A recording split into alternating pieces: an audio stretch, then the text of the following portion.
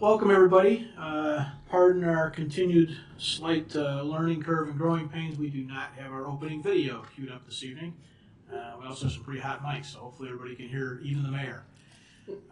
We will go ahead and call this meeting to order. Welcome everybody that's here tonight, whether you're watching at home on TV or joining us in person or watching at a later date. As is our custom, we'll begin this meeting with the Pledge of Allegiance.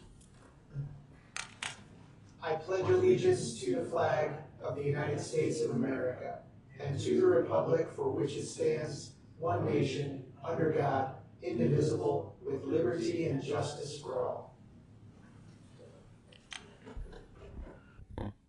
Rosa, would you please call the roll? Mayor Barnett. Here. Commissioner Jose. Here. Commissioner Sadowski-Fugit. Here. Commissioner Gilmartin. Here. Commissioner Glover. Here. Commissioner Tully. Commissioner Davenport. Here. Welcome everybody. Good to see you this evening. Item 3 on our agenda tonight are proclamations. We actually have 3 this week. As I've mentioned in previous times, these are a little bit of mayoral privilege. These are an opportunity for the mayor to lend the village's brand a bit, if you will, to subjects or issues or goings on that I think are important. And so they are not always the same, but they are nonetheless things that I think are important enough to bring up this evening. So we have 3. Constitution Week is the first one. September 17th, 2024 marks the 230th anniversary of the framing of the Constitution of the United States of America by the 1787 Constitutional Convention. Whereas it is fitting and proper to accord official recognition to this magnificent document and its memorable anniversary, and to the patriotic celebrations which will commemorate the occasion. Whereas Public Law 915 guarantees the issuing of a proclamation each year by the President of the United States of America, designating September 17th through 23rd as Constitution Week. Now therefore I, Robert T. Barnett, Mayor of the Village of Downers Grove, do hereby proclaim the week of September 17th through 23rd, 2024 as Constitution Week in the Village of Downers Grove, and urge all our citizens to reaffirm the ideals the framers of the Constitution had in 1787 by vigilantly protecting the freedoms guaranteed to us through this guardian of our liberties. Dated the 17th day of September 2024, Downers Grove, Illinois. There is a bit of a theme in these proclamations this week. The second proclamation is National Good Neighbor Day. Whereas the noblest human concern is the concern for others, and that concern leads to the understanding, love, and respect that builds cohesive families and communities. Whereas acts of neighborliness are often simple gestures that help us be a good neighbor, lift up others, or make our community a place we love. Whereas these acts of kindness impact the giver, receiver, and observer in often immeasurable positive ways. Whereas sense of community is strengthened and expressed in our neighborhoods where we give each other the opportunity to share and feel we are part of a larger family. Whereas kindness and neighborliness are traits understood and appreciated across races, genders, generations, and religions. Whereas on September 22, 1978, President Jimmy Carter signed Proclamation 4601, establishing September 24, 1978 as Good Neighbor Day. Now therefore I, Robert T. Barnett, Mayor of the Village of Downers Grove, do hereby proclaim September 28, 2024 to be Good Neighbor Day in the Village of Downers Grove, and urge all our citizens to pledge to be the good neighbor, with the goal of becoming more concerned, connected, and caring community, to be the person who lives with kindness and concern for their neighbors, to take the first step in connecting with neighbors and introduce yourself, to practice a good neighbor mindset, to make connections, offer invitations, stay aware, and be available to neighbors, and to practice tolerance and listening in an effort to understand each other better. Indeed, good neighbors make great neighborhoods. Dated the 17th day of September 2024, Downers Grove, Illinois. Finally, United Against Hate Week. Whereas bias is a human condition, and the history of humanity is filled with prejudice, discrimination, and violence against individuals and groups, driven in part by those biases. Whereas United Against Hate Week calls for local action to stop hate and counter those implicit biases that can threaten the safety and civility of our neighborhoods, towns, and cities.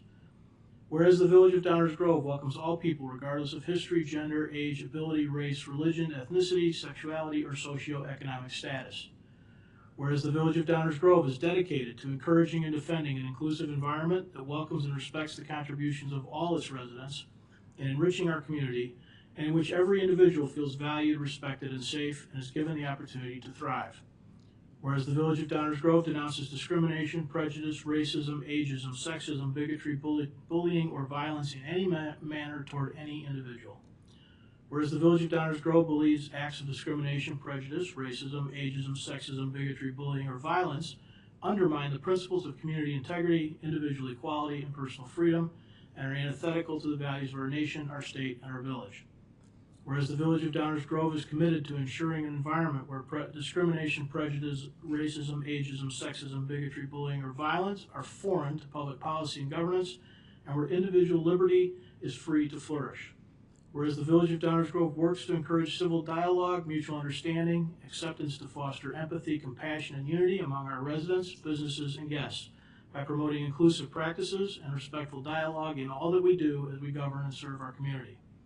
Now, therefore, I, Robert T. Barnett, Mayor of the Village of Downers Grove, do hereby proclaim our recognition of United Against Hate Week 2024 and affirm our support for efforts to build respect, inclusion, and a shared sense of belonging for all individuals within our community.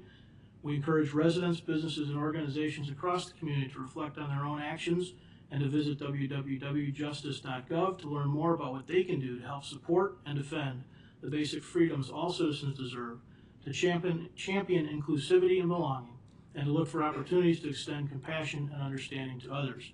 Dated the 17th day of September 2024, Downers Grove, Illinois.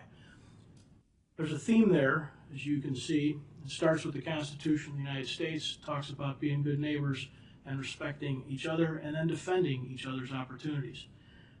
It is important, and it is what I personally hope this council puts first and foremost as we make all these various policies and decisions and budgets and prioritizations and things along the way.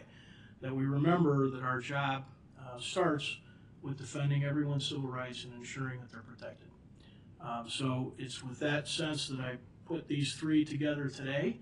I hope that they inspire and motivate. And to wrap this up, we have some folks here tonight to receive this last proclamation.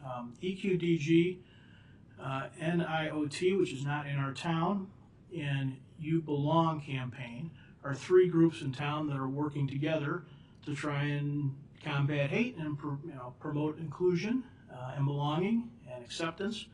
And those are good works that should be encouraged and supported. So I'll bring those folks up and hand over this proclamation.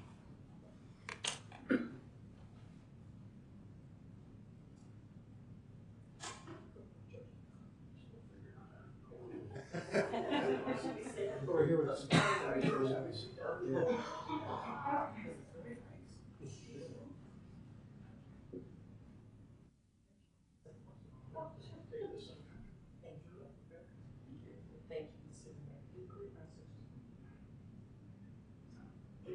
One moment.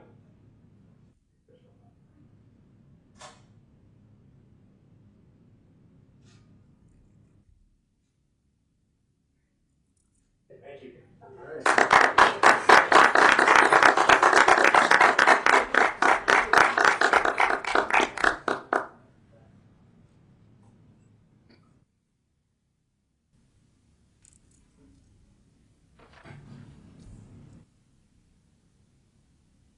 Thank you. Good evening, Mayor Barnett and Village Commissioners. My name is Dr. Jody Carup, and I'm the Chair of the Civic Affairs and Public Policy Committee for Equality Downers Grove, as well as a proud resident of Downers Grove for the past 25 years. I'm here tonight to say thank you, Mayor Barnett, for issuing a proclamation designating September 21st through 27th as United Against Hate Week.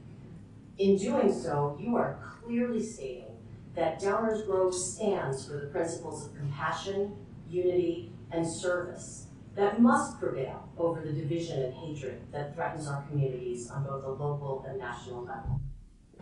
We are a stronger, richer village when we work together to build a community that values and supports all of its residents, and in which every resident has the opportunity to thrive and contribute. By actively supporting the most marginalized and vulnerable members of our community during United Against Hate Week days of service, you are taking a critical step in ensuring that our community remains a safe and welcoming space for all, regardless of differences in race, religion, ethnicity, socioeconomic status, age, ability, gender identity, or sexual orientation. We are proud and honored to continue our work with the village toward these goals. And we are grateful to be part of a community that clearly espouses the values of compassion, respect, and integrity. Thank you for your continued service to our community.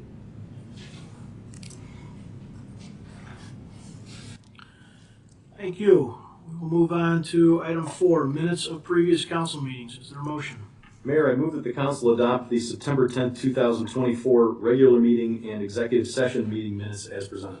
Second. Any comments or questions? All those in favor say aye. Aye. Opposed?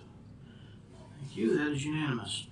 Item 5 is the public comments portion of our meeting. This is the portion of the meeting where we take comments on items not on tonight's agenda. Most of you, I think, have been here before. We welcome you back again so you know what the rules are and what we expect.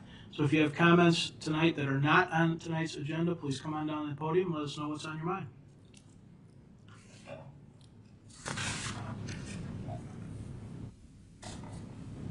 Good evening, Mayor, Commissioners, fellow staff. My name is Warren Kienken. I'm a resident of Downers Grove, and I would like to raise 2 things tonight to the Commissioners for further consideration. The first is that there has been increased traffic on Curtis due to the construction, and if there are apartment buildings that will be built in that area, there will be increased traffic on Curtis. We live in a condominium on Belden and Curtis, and there has been increased traffic. And if you go north from Belden onto Curtis, it is very difficult to see the traffic many times coming over the hill when you are looking westward. And residents in our condominium have asked that I speak with you about the possibility of a 3-way stop sign on Belden and Curtis, and that would be greatly appreciated for your consideration. Secondly, an issue that I have brought up several times before is the issue of affordable housing in Downers Grove. And when we are taking a look at housing opportunities, I would ask that affordable housing be in that consideration and in that discussion. Affordable housing does not mean that we're dealing with housing that persons are getting perhaps state grants or something like that to live in, but rather we're looking at people who may have disabilities, who as a result have limited income, which may not be the level of income of Downers Grove, but are still able to live independently with perhaps some support in the community. And therefore, I would ask that the village also consider that in their discussions. Thank you.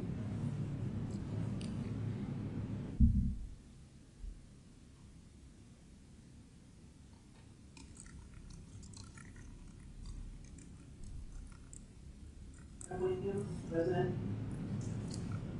This week, I got a coupon booklet in the mail from the local businesses to enticing and inviting people to come downtown to shop and dine and enjoy the downtown amenities. My remarks this evening are not going to be a surprise, but they're prompted by this particular booklet. Based on the coupon book, it is very clear that Downers Grove businesses are concerned about parking. They devoted an entire page of their glossy advertising dollars to direct shoppers and visitors to what they call available parking. Of course, once you get there, these spots aren't available because they're usually parked already. And I won't go down the list, but there's a number of them. According to the May 8th, 2024 minutes of the Traffic and Parking Commission, one unidentified speaker, not me, I wasn't there, requested that parking throughout the village be considered for all uses. The minutes say that John Halseel assured the speaker that all existing past plans are considered for making the new comprehensive plan. So my question is, was the 2019 parking study read critically or even read at all? In that study, 80% of respondents said there was inadequate parking and it was a serious issue. That consultant and the village council essentially gave the finger to 8% of the people who voiced an opinion. It looks like the consultants in the village are doing the same thing here. Every one of the commissioners on the Historic Preservation and Planning Commission said that parking was a material issue and removal of parking spaces is not favored. Some commissioners expressed a desire to see alternative parking locations and arrangements to replace any removed parking spaces. Clearly, local businesses and the representatives who listen to them want to be assured of adequate, convenient parking for their customers. Comments in the new materials identify parking concerns and safety concerns, yet not one mention is made of parking in the discussion of topics moving forward, nor any suggestion on how to address the lack of convenient parking. Why isn't the Transportation and Parking Commission reviewing these plans and drawings for balance and advocacy for important as sufficient parking? The work product provided by all the consultants, in my opinion, is woefully inadequate. The format of these materials push forward only these topics that appeal to the council. They do not address real and valid concerns of the citizens who express their parking and traffic concerns many times throughout this process. They do not discuss or even identify trade-offs that must be made when making these decisions. There is no overarching discussion of how these changes will affect negatively as well as positively the residents in our neighborhoods. The number of respondents is less than 1% of the population. I would tell the council you have a duty and obligation to represent all the residents of the village, including those who live outside the downtown area and who must drive to be able to shop, dine, or visit Downers Grove, like the brochure suggests. That doesn't seem to be happening here. You say that no decisions have been made, and you don't know what the drawings will show. That's nonsense. These projects are barreling forward on a predetermined trajectory, already determined by the council, that direct to priorities to pedestrians and bikes. This council totally ignores parkers. The council should respect all residents of Downers Grove, not just pedestrians and bicycles. Thank you.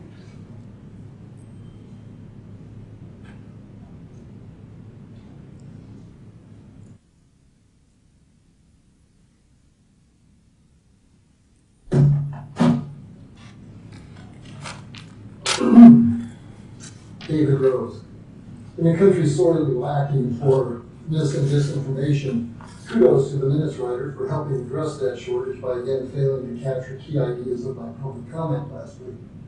Today I want to tip my hat to Janet Whittingham for her thoroughness in pointing out the deception in Council's decision on the Lot 2 redevelopment agreement.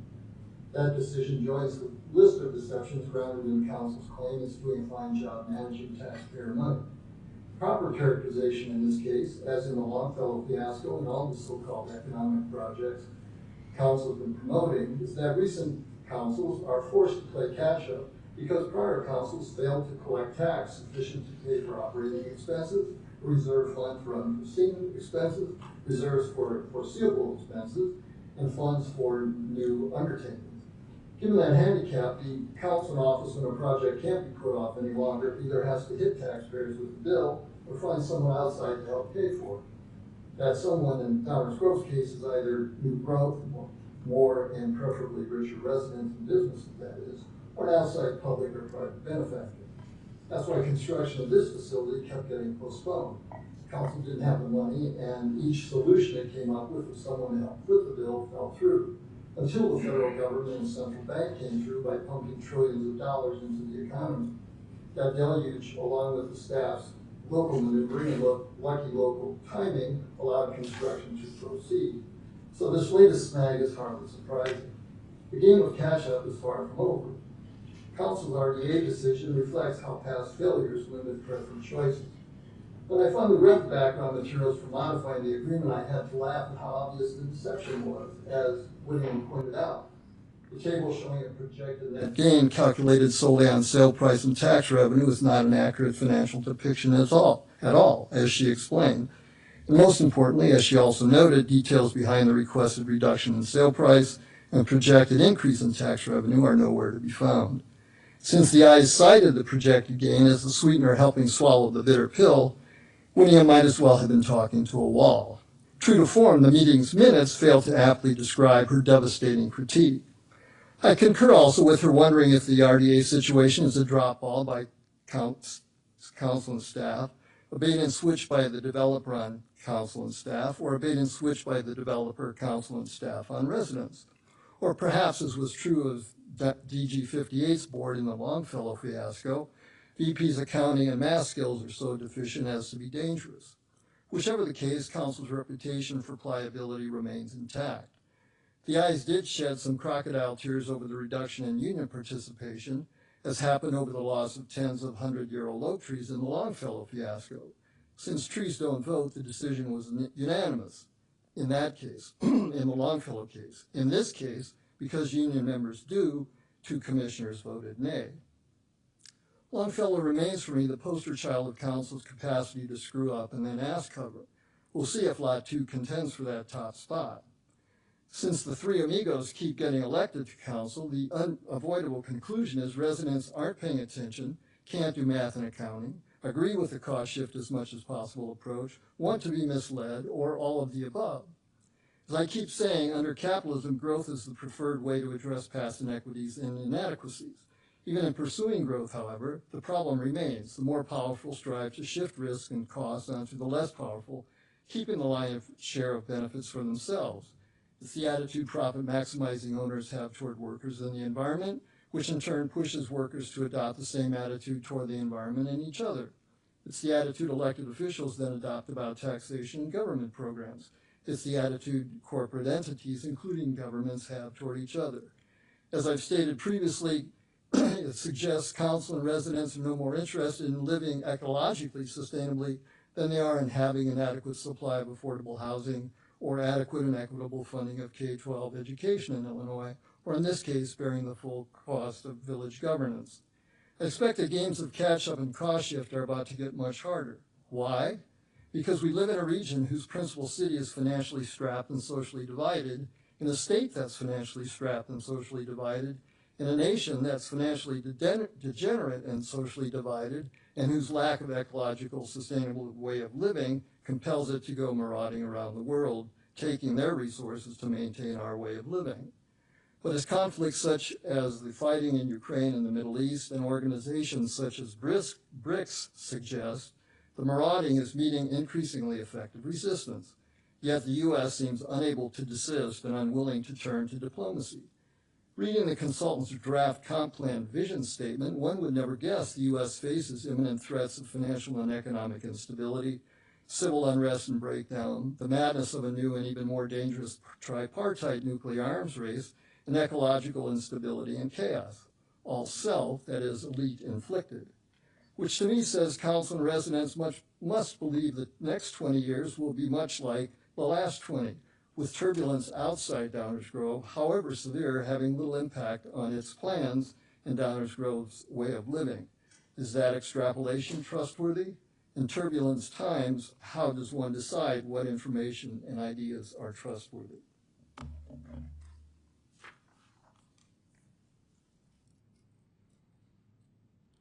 Anyone else?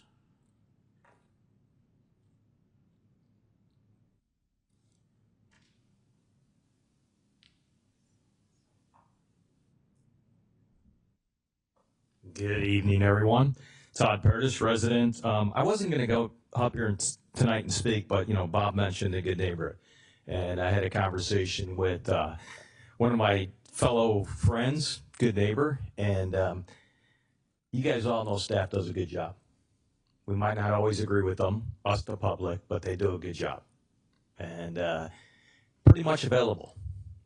And so when I had this conversation with this guy the other day, he said that, the community development guy. I said, Stan? And he goes, yeah. And he says, Stan is really trying to help us out, do what he can to get what we need to get done. And so I just thought I'd come up here and say that. I mean, it goes to, Dave, Mike, police department, fire department, but everybody does a really good job, and they just get beat on 24/7. And I thought it was important to come up here with the proclamation on a good neighbor and say, I'm your good neighbor. Call me. Thank you. Other subjects not on tonight's agenda. Okay, we will continue then. Item 6 is a consent agenda. Is there a motion? Mayor, I move that the council adopt the consent agenda as presented. Second. All those in favor say aye. Aye. Opposed? Passes unanimously. Item 7, our active agenda. This is the portion of the meeting where we take up a subject on which we plan to take action tonight. This would be a subject we've spoken about and discussed at least once before, sometimes multiple times before. Is there a motion concerning special use? Mayor, I move that the council adopt an ordinance authorizing a second extension of the special use ordinance 5477 for 1300 to 1418 Butterfield Road to permit a restaurant with drive-through and parking variation to March 7th, 2025 as presented. Second. Any comments or questions from the audience? Comments or questions from the council? Okay, just as a kind of a brief reminder, if you're tuning in for the first time tonight, this has to do with a potential restaurant up on Butterfield. Drive-throughs in the Village of Downers Grove require special use. Special use is a whole other subject, but they require an action of this body.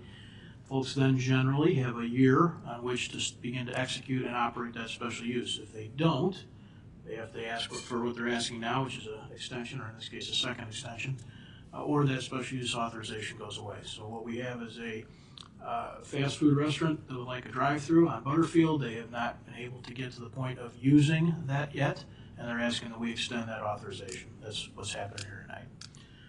Anybody else? All those in favor say aye. Aye. Opposed? Passes unanimously.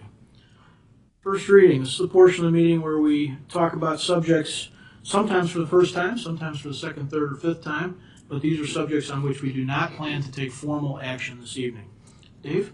Just one item on tonight's first reading agenda, Mayor, and it's an ordinance amending provisions concerning the impoundment of animals.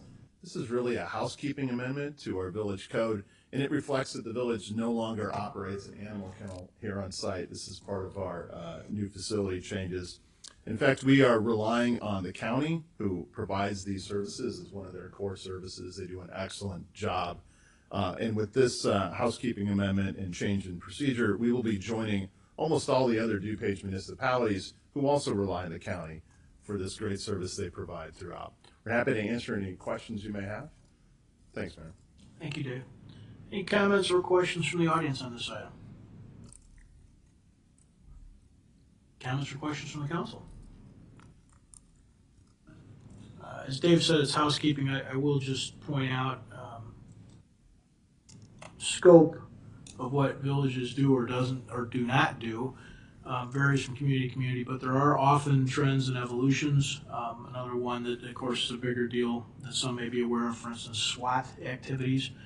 There are lots of situations where our village and any of the other 34 in DuPage County look for opportunities to work with other communities or the county to essentially provide as efficient and as low cost of service as possible while still maintaining service levels. So these the needs and demands of the community change, and so do our service delivery methods. That's really what's going on here. Anybody else? I would just say Go ahead, that I Chris. don't think this is a major shift in service delivery. This kennel that we operated was a temporary holding pen, so Yeah. just to be clear that there isn't a service that we're necessarily providing other than temporarily so that the county, so it's more just a shift to be more efficient, that's all. Yeah. We have all kinds of services, and this is at the risk of turning it into a real rabbit trail. There's every one of us is sitting in a house or an apartment or a rental unit and or our business and is served by 30 or 40 different government entities from the county to the federal government, and so these responsibilities move around and shift. In this case, we thought this made sense, particularly as we were designing this new building. Should it include provisions for that? And no was the right answer. Leslie? Another good thing to note, at least staff will correct me if I'm wrong, is that our police will still be equipped with microchip scanners so that if there is a loose dog, they can at least scan them correct on the fly. So if anybody is concerned, at least for that, we can do some quick checks. Let me just add to that. Well said, Commissioner Sadowski. If you get no change in service level from the customer standpoint, all the services are still provided. It's just the location of the kennel is changing. So thank you. Awesome. All right. Well, that runs our first reading tonight, Mayor. Thank you. Okay. Thanks, Dave. Attorney's report. Yes, Thank you, Mayor. Only that one item, which is the ordinance amending provisions concerning the impoundment of animals to present tonight, and that will be on the next active agenda. That is all. Thank you. Thank you. Mayor's report, I just want to reiterate what I said earlier. Civil rights is sort of the first calling of our nation. We don't always get it right. We don't always get it right at Downers Grove. But we work hard at it, and we think it's important, and we want to be sure that all our residents and businesses and guests recognize and see the same thing. So I think if you pay attention, you'll hear that theme echoed through everything we do. And certainly was in the development of this building. It's gone over the years past in evaluations of policing and how we deliver permit reviews. Everything we do sort of is with an eye towards that as a starting point. So it's important. I appreciate the indulgence tonight and hope everybody remembers that. Council member report outs. It's an opportunity for council members to report out on goings on in the community, other groups or entities they're connected with, or things they think the community should know about. Mike? Thank you, Mayor. Thank you for your proclamations tonight. I very much appreciate it. Wanted to encourage parents in the community that have kids that may be going off to college sometime soon to take advantage of the FAFSA instruction opportunities through North and South High the next couple of nights. I think tomorrow night's English and the following night is for Spanish-speaking parents. And then also wanted to highlight this Saturday at the Downers Grove Public Library, they have their food and toiletry drive for their cupboard. Bring donations for the library's free pantry, the cupboard, which supports housing and food insecure community members. So please, if you're around and you can do that, drop something off. Thank you. Thank you. Danny? No report. Thank you, Mayor. Leslie? Just want to echo my thanks for the proclamations tonight. That's all, Mayor. Thank you. Thank you. Chris? Yeah, no report, but thank you for the proclamations tonight, Mayor. Thank you. Greg? Thank you, Mayor.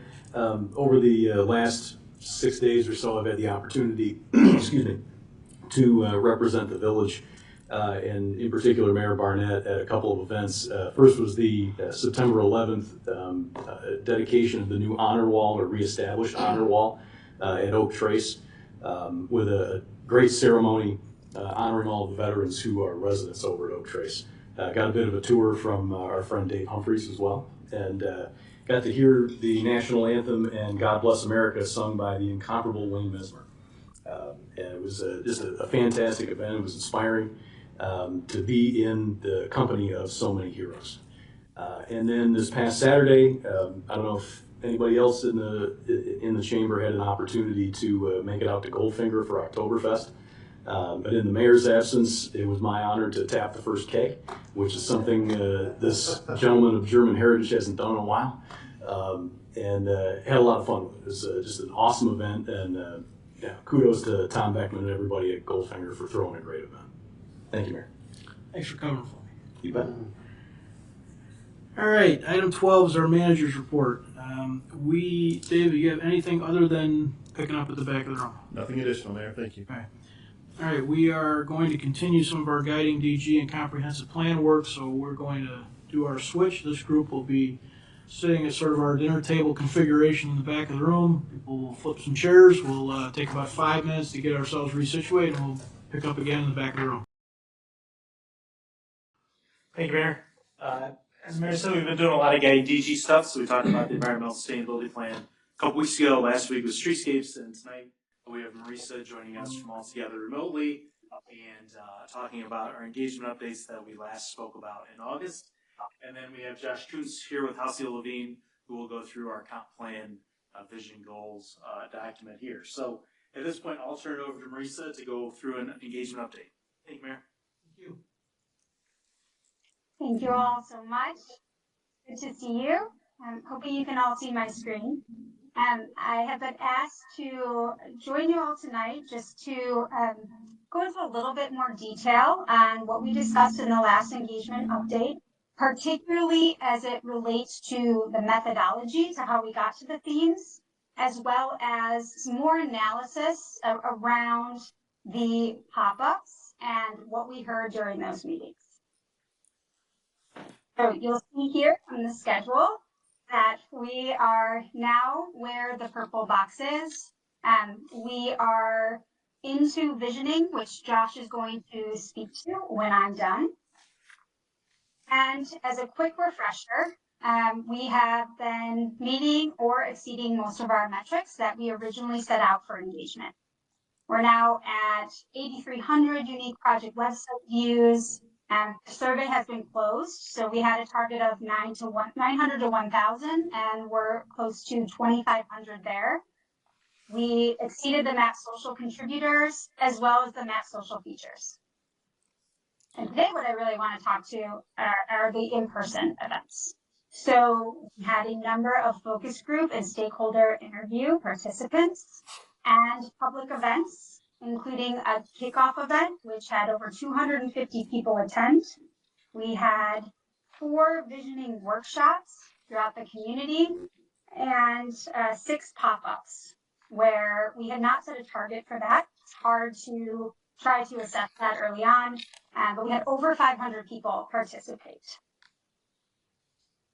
And you'll see here that a lot of that in-person engagement was geographically dispersed around the community, and that the yellow and the orange are the pop-ups. We did that purposefully so that we could go to where people are and get them to engage, especially a lot of those community members who wouldn't necessarily attend an open house. And we talked about that a lot in our last meeting. You'll see some pictures from the pop-ups and your amazing staff who attended all of them and helped a lot with the engagement. So, who we've reached, and particularly for the pop-ups, there were 62% of pop-up participants that were under 18. You can see the age distribution of those participants to the right. The pop-ups drew a very diverse crowd with many BIPOC residents participating. We did ask participants from pop-ups number 2 through number 6 if they could identify their ages. So if they answered a question, we then had them let us know, like kind of, in what range was their age.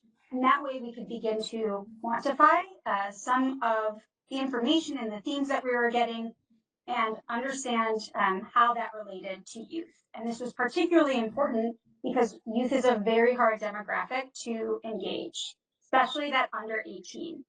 And so they are not as likely to take a survey. And so as we talked about in the last meeting, the respondents to the survey and the demographics skewed older and they were longer term residents. And so we knew that we needed to really get out to youth and engage them through this in-person pop-up engagement. Marisa, I'm sorry to interrupt. Would you be able to, on your screen, there's that stop sharing and the hide button. Would you be able to hit the hide button for us? Absolutely. There you go. We talked through that. Thanks, Dan. And because of the nature of the events, so, we were at Summer in the Park and the market and in different events, there were a large share of participants that were families. So we were getting young people who were participating as well as their parents. And what we were asking was, what do they love about Downers Grove? Where would they want Downers Grove to be in the future? And as you can imagine, there was a lot of diverse input here. So we went through and annotated each one of those submissions and started to categorize them by themes. And you'll see the top ranking themes here from 1 to 15. The first were the parks. We had a count of 79, so that represented about 11% of the input that we received. Submissions around community and the people and the family were also very high ranking. There was a lot of references to downtown, loved about downtown, the bikeability and the walkability of Downers, and then the sports, recreation, and recreational spaces. And you have this table for your reference in your packet. And so a bit more about our engagement methodology. And I will also tag team this with Josh. So we have the quantitative, which you all know refers to the data that's numerical and measurable like numbers. So that's noted here in the yellow. So from the surveys, we had quantitative data around demographics and also for rankings and those survey responses. Those are the numbers. For the kickoff event, we had quantitative exercises like priority ranking, and the visioning workshop, some demographic questions that people answered when they walked in. And for those pop-ups, as I mentioned, we asked around age, and then these topic area counts. But I think just as important is the qualitative, and that refers to the descriptive data that focuses on the qualities or the characteristics, right? Through words or through themes and through conversations. And we had a lot of that as well. So in the kickoff meetings and those with you all and the commissions, as well as the stakeholder interviews, there were 4-question exercises and conversations, of which the consulting team that has a lot of experience around this gleaned themes that rose to the top. It was the same with the kickoff events and the visioning workshops, as well as the pop-ups. Staff and us that attended the pop-ups, while they were quicker conversations, would often use those submissions like that they would put a sticker on to prompt further discussion, and then all of that was noted after. And so we started to see, yes, we had the quantitative and the numbers, especially from the survey, but there is a whole host of information around the qualitative, conversations and discussions and the themes that we had. And both of these added up, created where we got to in terms of these engagement themes. Josh, would you like to add anything on this slide? I think you summed it up pretty well. It's been excellent having all together on the team to synthesize this in a way that House Levine doesn't always do for all of our projects. So to get these into concise themes that really feed into this core piece of the planning process. And one thing that I've been saying, I mentioned it to the staff team, is, you know, we don't see these, this isn't like a byproduct of the planning process. These themes and key takeaways from outreach and everything that we've been hearing. I'll show you a preliminary kind of framework for how we start to see this document come together. That's going to find its way into the plan alongside the vision statement as well. So we've done excellent work here. We've talked to so many people. We've gathered both qualitative and quantitative responses, like Marisa said. And we've had a team that synthesized it better than our firm could ever do. So we want to make sure that alongside all the great photos and everything that's been taken, is actually finds its way into this planning document and emphasizes the broad spectrum of outreach that we had. So. Thanks, Josh. So I am going to just quickly go through these engagement themes. I will not read them all. We spent a portion of our last meeting on these, but what I did want to do is just talk about some of the qualitative and the quantitative analysis that then led to these themes. So as a reminder, the first is housing for all, right? The need for housing of all types and preserving the historic character of the community. There was also a preference for moderate density developments, particularly in transitioning areas from single family homes. And what we heard was from the survey, 51% of respondents viewed the availability of affordable housing in your community as a weakness. 56% stated senior housing would have a positive impact on the community. In stakeholder interviews, we heard a lot of the same thing. They flagged the shortage of affordable homes, especially single story for seniors and starter homes for young families, as a real key challenge for youth community. And also just the teardowns of older homes replaced by newer construction and the need for affordable housing near downtown and businesses. And finally, as well as the opportunity for mixed-use development with apartments and townhomes and ADUs. So really diversifying the housing stock and the need for that. In the visioning workshop, participants stated that those higher density developments should adhere to height restrictions and be situated in appropriate locations to avoid altering the character of single-family neighborhoods. They also envision expanding housing along that 75th Street corridor. That's creating a community at 75th Street and Lamont Road. That includes both retail and housing, so mixed use. And they emphasize the importance of maintaining and increasing affordable housing, which is a key theme that we've heard, suggesting new developments should include some affordable units. And finally, in the visioning workshop, multiple groups advocated for preserving and maintaining historic homes and brick streets and large iconic trees. There was a concern that we heard that too much emphasis has been placed on revenue from developers at the expense of preserving the village's history and resident satisfaction. Now, again, I want to note that these are themes that were taken from different pieces and elements of engagement, and we're lifting them up here. You also see that we've included some quotes from the pop-ups that are kind of direct translations from what people wrote down on those stickers. The second theme is keeping it local. The importance of promoting mixed-use development to improve walkability, the desire to improve retail spaces, retain existing businesses and attract new ones. And many participants across all engagement platforms acknowledge that while anchor stores are needed downtown, there was a real love and a focus on local vendors as preferred over chain.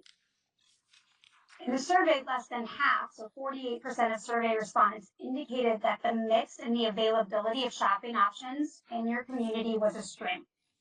And in the stakeholder interviews, they flagged that the difficulty and excessive cost of developing new business in the community, as well as the perception that the zoning code requirements can hinder business development, was an issue.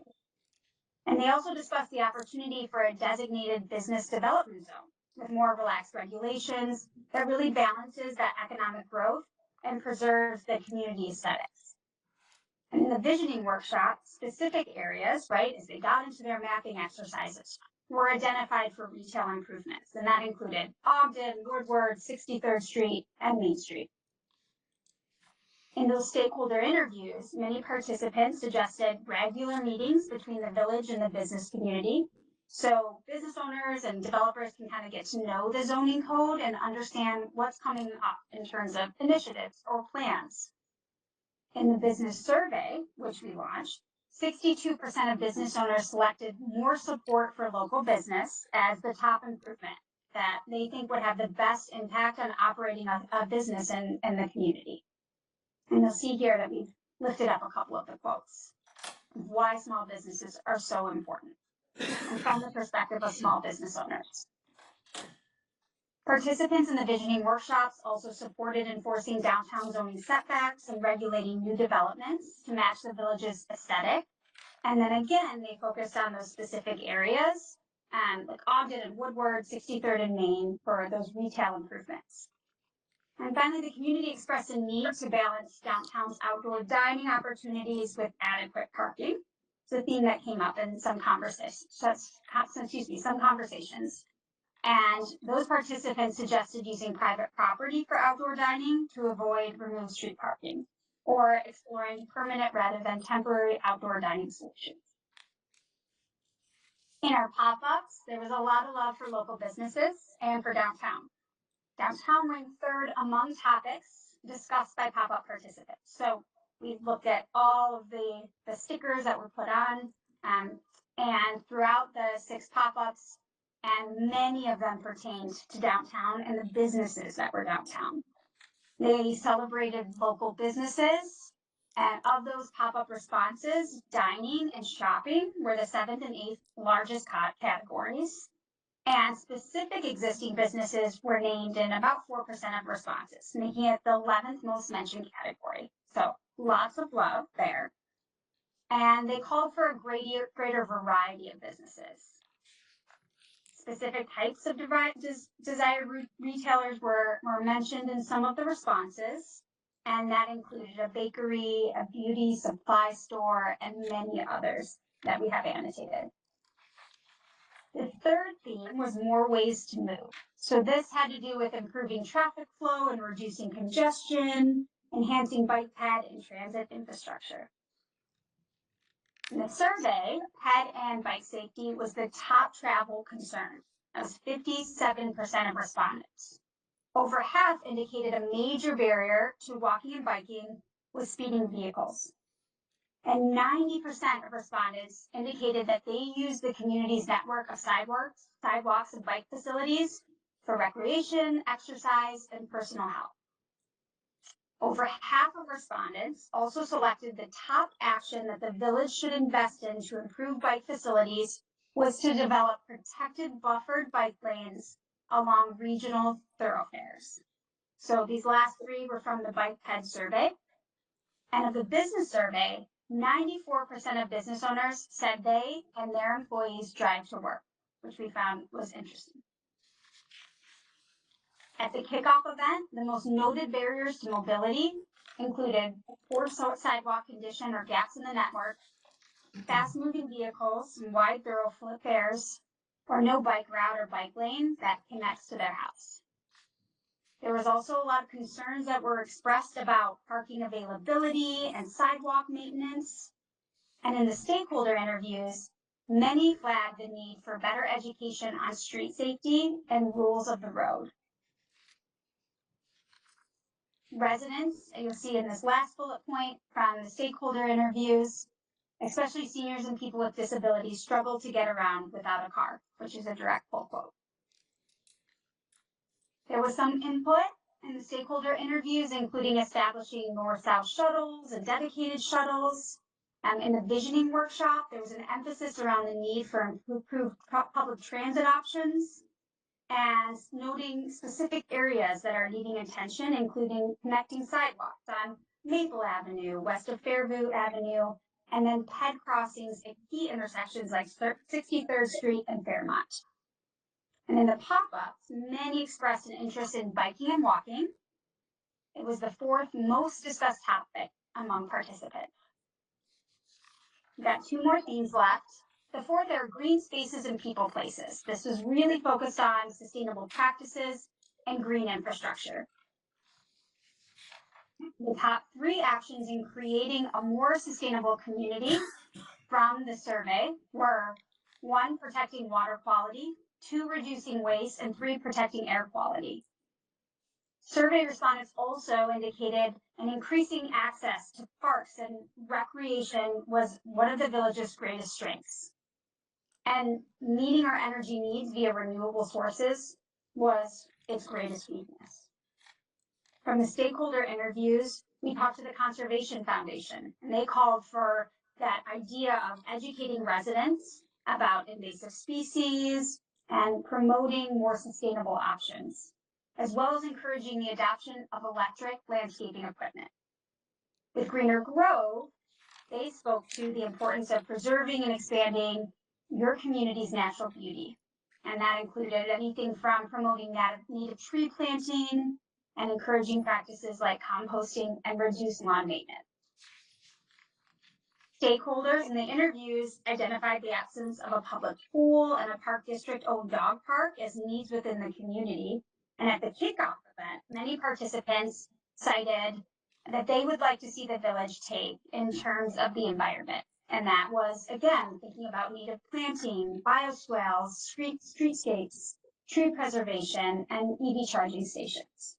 They also mentioned a desire for more recycling options and community education on sustainability efforts. And in the visioning workshops, a lot of participants recommended incentives for residents to preserve trees and eliminate invasive species. From the survey, 65% of respondents indicated that events and festivals are a real strength of the community and that they'd like to see improvements around events, including temporary conditions, the timing of events, locations, infrastructure management, and more child-friendly options. In the visioning workshop, there were also some other ideas that were thrown out there that would improve kind of the community feel and create more people places. And those included a cultural center, public art displays, daycare facilities, park crawls, utilizing Patriot Parks for community events, and really maximizing the sports field.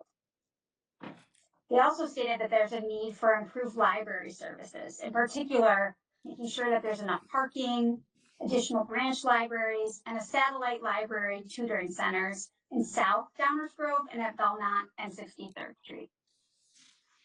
The pop-ups, parks were the most popular topic, and sports, rec, and related spaces, as I mentioned earlier, were the fifth most commonly discussed topic.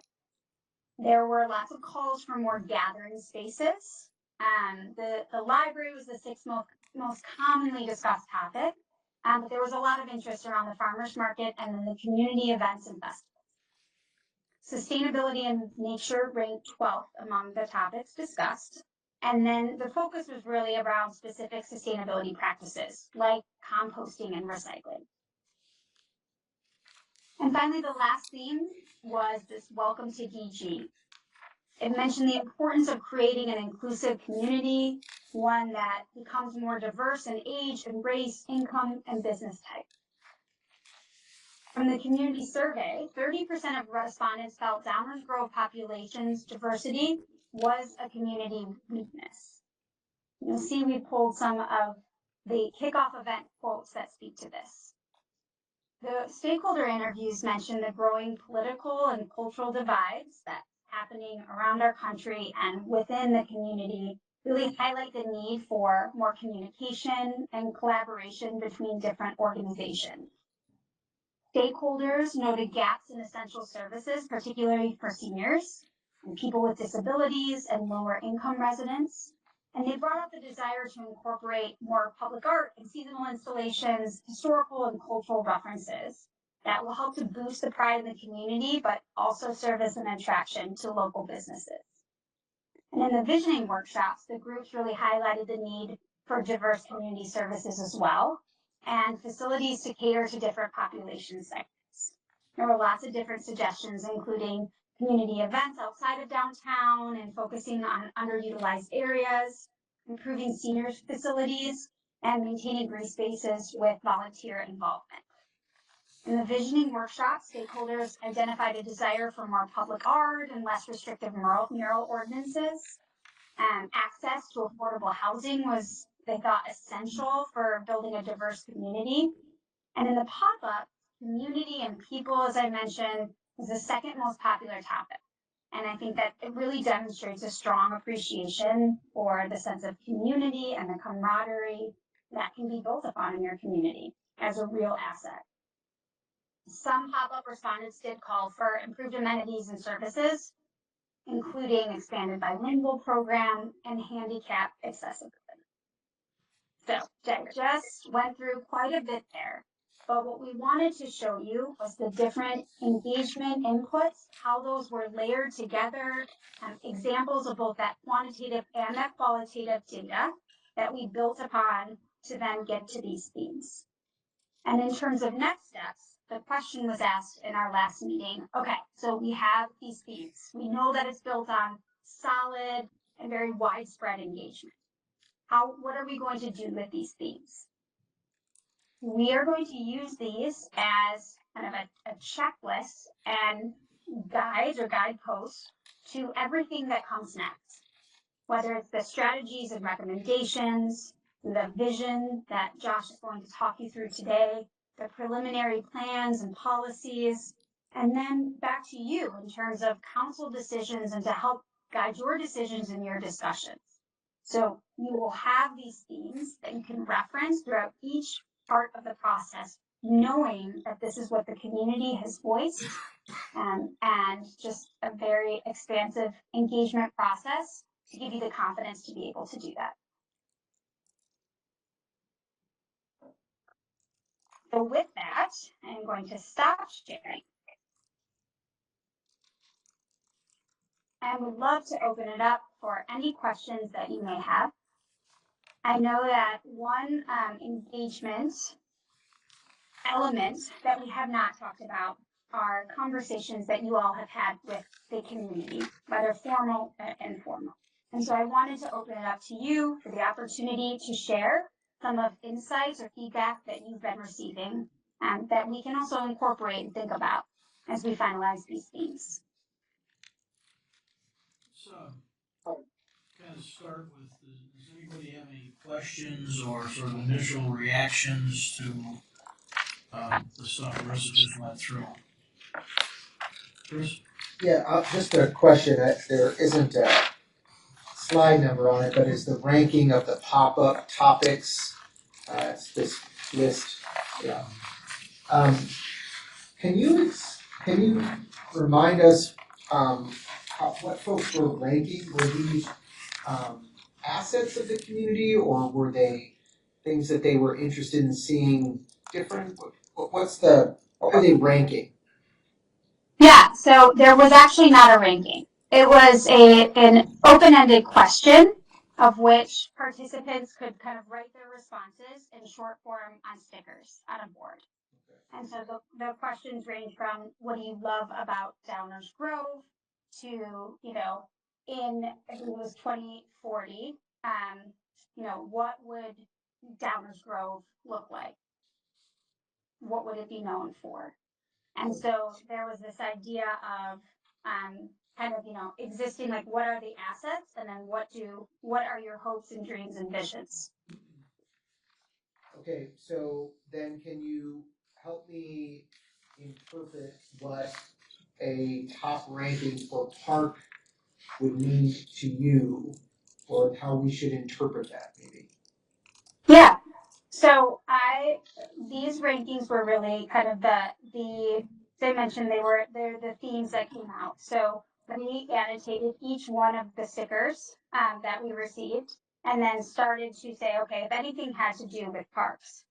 I will say that this is, you know, one input element, but what I would glean from this is that parks, the community people, downtown, bikeability and walkability are all priorities for the community.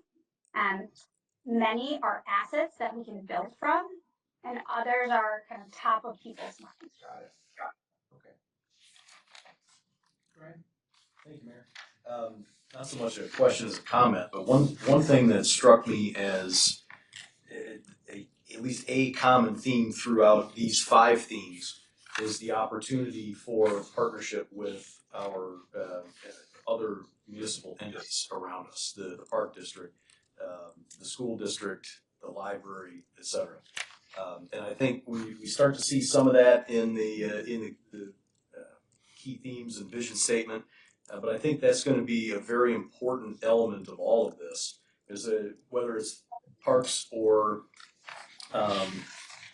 the opportunity for a bilingual program, the idea of a satellite space for the library, and it continues on and on and on. You know, they are places that are senior services. Another thing, the township does a lot more senior programming. I think it's an opportunity for education, an opportunity for collaboration, and I think that has to be top of mind when putting together not just each of the constituent plans, but the comprehensive plan. Mike? Excellent segue for me. So I have some qualitative data to add to engagement themes 3 and 4, which were move and green, right? So the Park District just completed their comprehensive plan, and it's just been published recently. It has a lot of parallel information in it, and I pulled out a few things just to highlight. Top rated items that would increase overall time spent in parks. You know, number 1 was additional walking trails and paths. And then it further went on to say that when asked which of the 20 suggested possible improvements respondents would most like to see addressed, additional walking trails and paths and replacing outdated park amenities and equipment were ranked highest. So that there's some good parallels there. On the theme of sustainability, appreciation was expressed about the Park District's efforts toward environmental sustainability and their collaboration with the Village of Downers Grove on stormwater management efforts, with many wanting to see these efforts continue, right? So this is our same constituency, right, answering questions, helping to form this comprehensive plan for the Park District. One of their strategies going forward to improve the sustainability of parks, facilities, and operations to, quote, address and prepare for the impacts of climate change, right? Some of their long-term plans, continue to work with the Village of Downers Grove on stormwater management for the community, provide relief from heat, and contribute to cooler surroundings through increasing the tree canopy. Long-term plans on preserving unique environmental and historical and cultural resources within the community. So this was an opportunity for people to make comments about, you know, thinking, just like we heard from our constituents, things relating more to the Park District or stormwater or sanitary district or whatever it is. they also were getting some input from things outside their normal purview, right? And one of the long-term plans is to create a master plan for each major environmental, historical, cultural district asset where none exists. They want to support opportunities to improve public health and mobility through, quote, more inviting and connected paths and trails.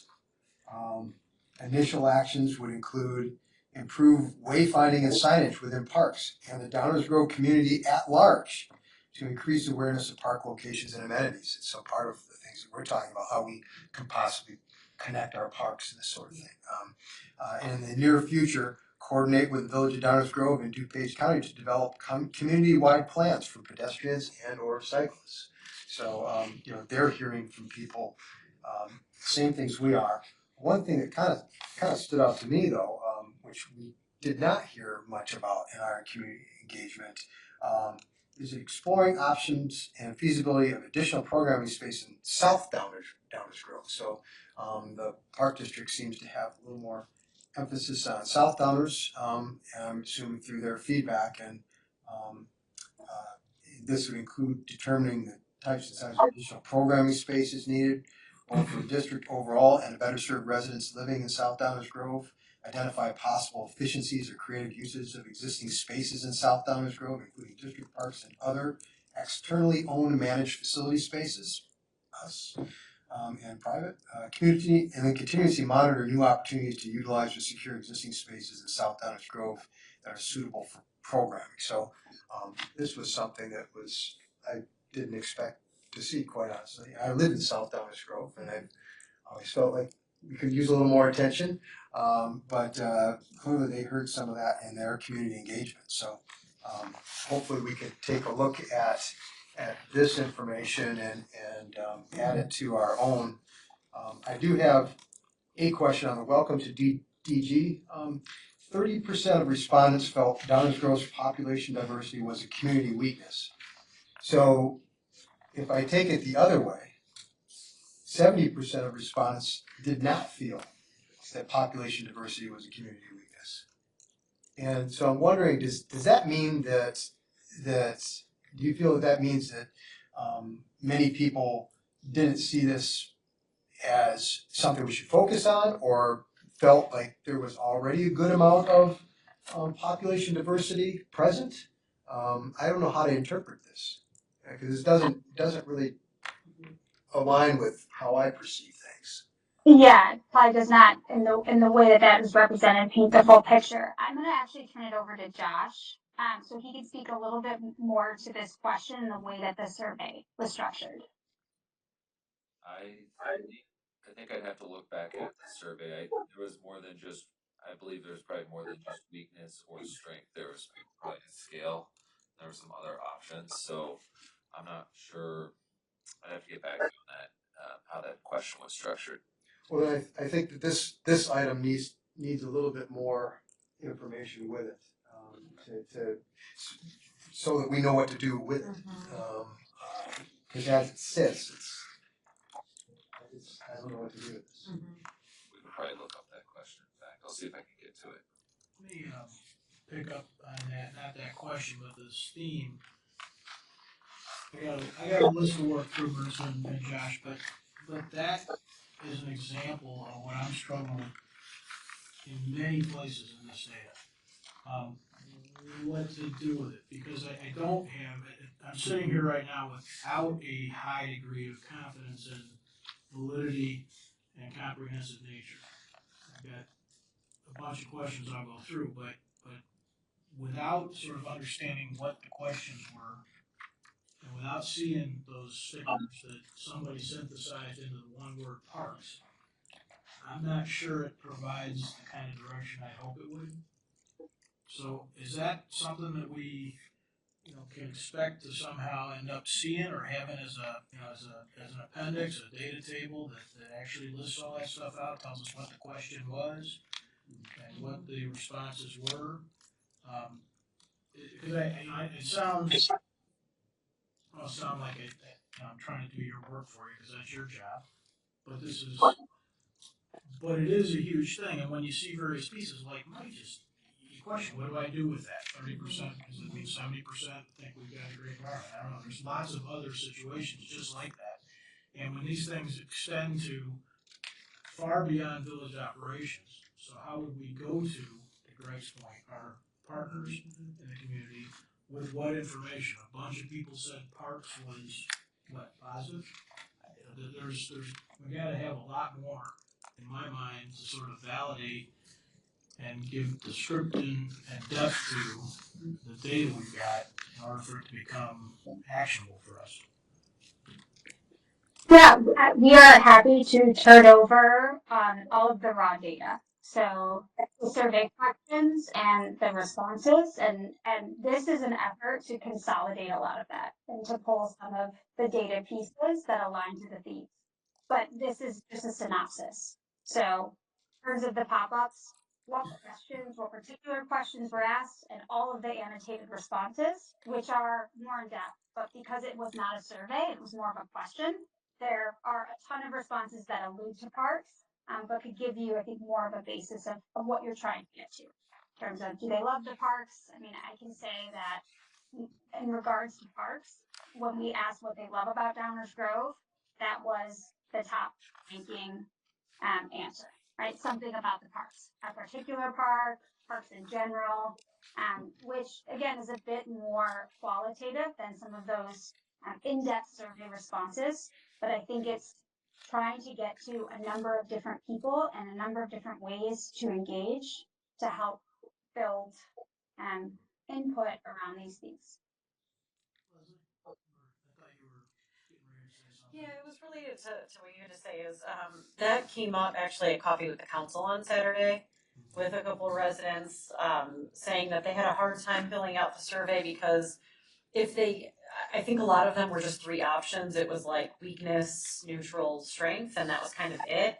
But there was nowhere for them to kind of explain why they had written it that way. And so I wonder with the surveys, if we kind of don't have some of that qualitative data from the folks who took it, you know, how are we going to kind of figure out if the qualitative data that we got the survey correlates with some of that some quantitative data from the survey correlates with that qualitative data that we're getting from people in some of the other modalities like pop-ups or whatnot. There's also, you know, within what's here, there's conflicting direction too, right? Mm-hmm. And so having some of that, what drove that is going to be important, I think, because there's stuff in there that's just frankly suggestions that are in conflict with one another. So we're going to have to work through that, obviously. But that understanding what it was that put those into these documents would I think be helpful. Mm-hmm. Greg, you were. Oh, no, I just thinking about some of the specific questions and suggestions. The one that jumped out to me was 75th and Lamont and putting, you know, kind of a mix of retail and housing there. So I think Bob and Martin and I in particular still have arrows in us from the suggestion of that in the last comments. So I'd be curious to know how many times that came up, in what context. At some level, I'm a little bit concerned that we're being trolled, but because I'd like to know, you know, how many people said, gee, I think this is a great idea, because maybe it's just an idea whose time has come. But I'm also concerned about, you know, the reaction that might come from, in particular, residents on the south end of Downers that we heard from the last time that idea found light of day. I can tell you that anecdotally, so, you know, going back to kind of the conversations that we have in communities, that actually, I've talked to a lot of people who would be supportive of that idea. So I do wonder, maybe we're kind of in a I don't know, shifting point, right? Of a turning point of and that's this. entirely possible. I hope that's the case. Yeah. But I will say that I don't think it's all trolling. I think there are actually, I have talked to a lot of people who said that would be kind of their ideal use in that big of a space, so. That's an important thing for us to not lose sight of either. Leslie makes that, you said you talk to people. We're all doing that. Yeah. Probably more than 2,469 times, right? And so that's, you know, it's an important part. It's tough to turn it into a report, but it absolutely is part of how we're going to have to work through this stuff. Chris? Yeah, so I think So a couple things. I think part of what makes it difficult, but also I think helps guide us a bit, is my take on this is very much just pulling sort of what topics, now that I understand some clarity here, but what topics were brought to without a lot of prodding, right? It's not a surprise to see information about traveling with a bike on the Bike and Ped survey, right? We know 90% of those respondents are using bikes and getting, or the trails and all that. So that's understandable. But I think the general nature of some of this actually works in our favor. So I think it's fine to seek some of that raw data. I think it's fine to, it sounds like we're looking for more directional sentiment that if I can interpret what you're saying, that what we have here maybe isn't as given us the direction that we may be looking for. But to me, I think now that I have some clarity, understand that these are important things on people's mind. Whether it is something that they think is great about Downers Grove or it's something that they want to see improvement on, these are the topics that were raised without sort of being specifically, sorry for the pun, guided to it, right?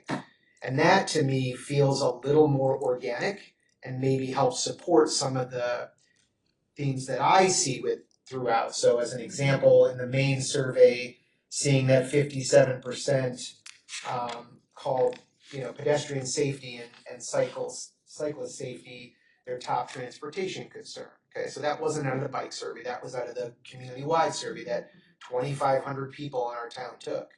To me, that's a of course, maybe I'm a little biased, but that's a glaring example of where that is a priority. Coupled then with it being number 4 on the pop-up and coupled with some of the other qualitative information, I think paints a pretty clear picture as it pertains to that. So that's one comment. So look, I'm a data guy. I'd love to go through all this and try to glean or squeeze out some more sentiment. But I think a lot of this does support the 5 sort of topics that we, or the principles or whatever we're calling these. Engagement themes. Engagement themes. Thank you. Makes a lot of sense.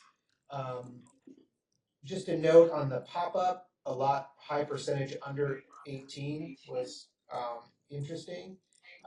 However, the other half, let's call it 200 folks, were not, which was the second highest outside, I think, of the survey in terms of engagement, maybe the third. So while it might be easy to point to those as being kids posting things on there, and maybe younger than younger than high school, there's still a good number of adults that participate in that. So I just wanted to point that out, that we shouldn't just throw that out as a bunch of kids coloring.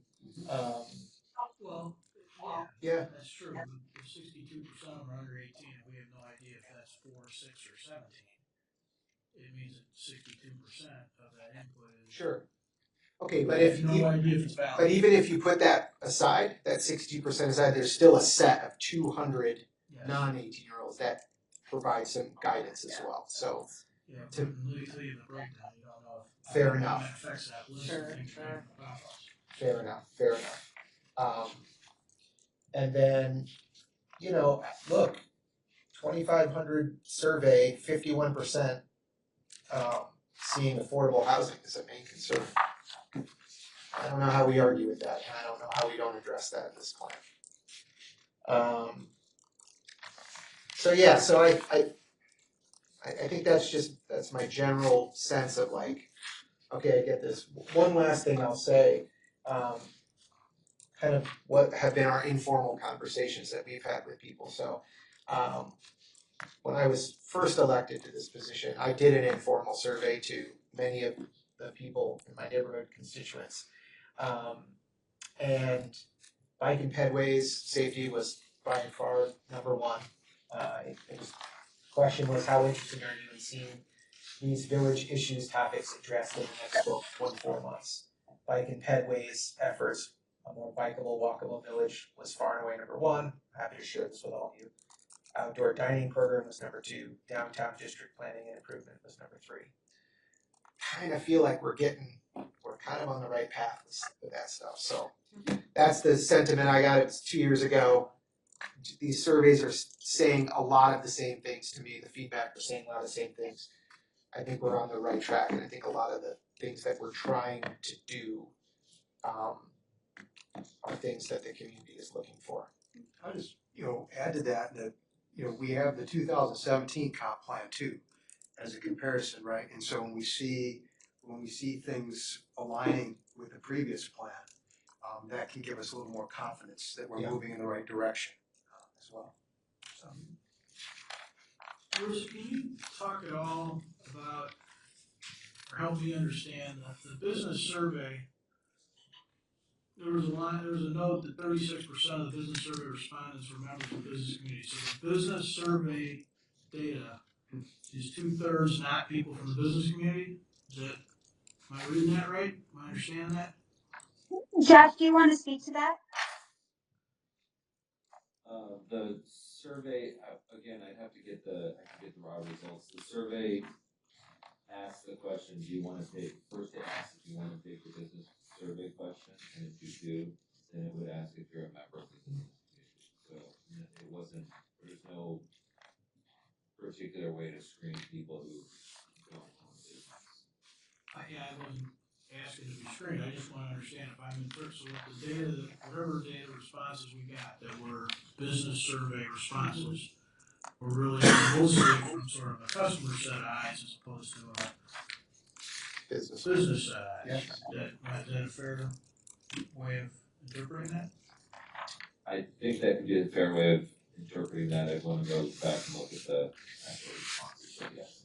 Would there be a way to segregate out which ones fell into which category, the business community versus the more consumer community, I guess?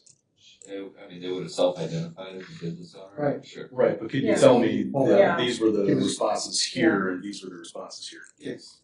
Right. Yeah. That would be helpful. I mean, we have 94% of business owners said they and their employees drive to work. So there must be some way to pull that. Yeah.